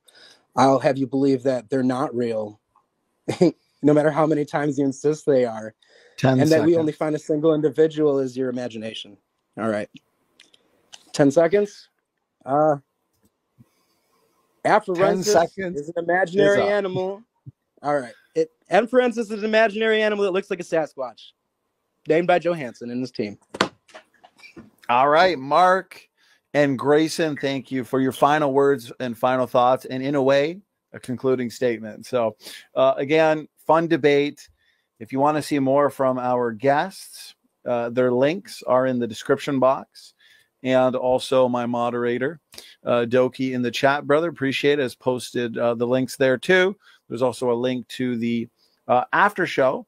And also for those who want to jump into the debate octagon as well, contact me here, Standing for Truth Ministries at gmail.com. We do all sorts of debates: theology, soteriology, creation, evolution, hyper-specific debates like this, Lucy, ERV, so on and so forth. Reach out to me, and I'll do my best to set you up with an interlocutor. And so with that, we are going to wrap up the Great Lucy debate. Grayson and also Mark, thanks so much for the debate. Thanks so much for your time. And to the audience, thanks for tuning in. God bless all.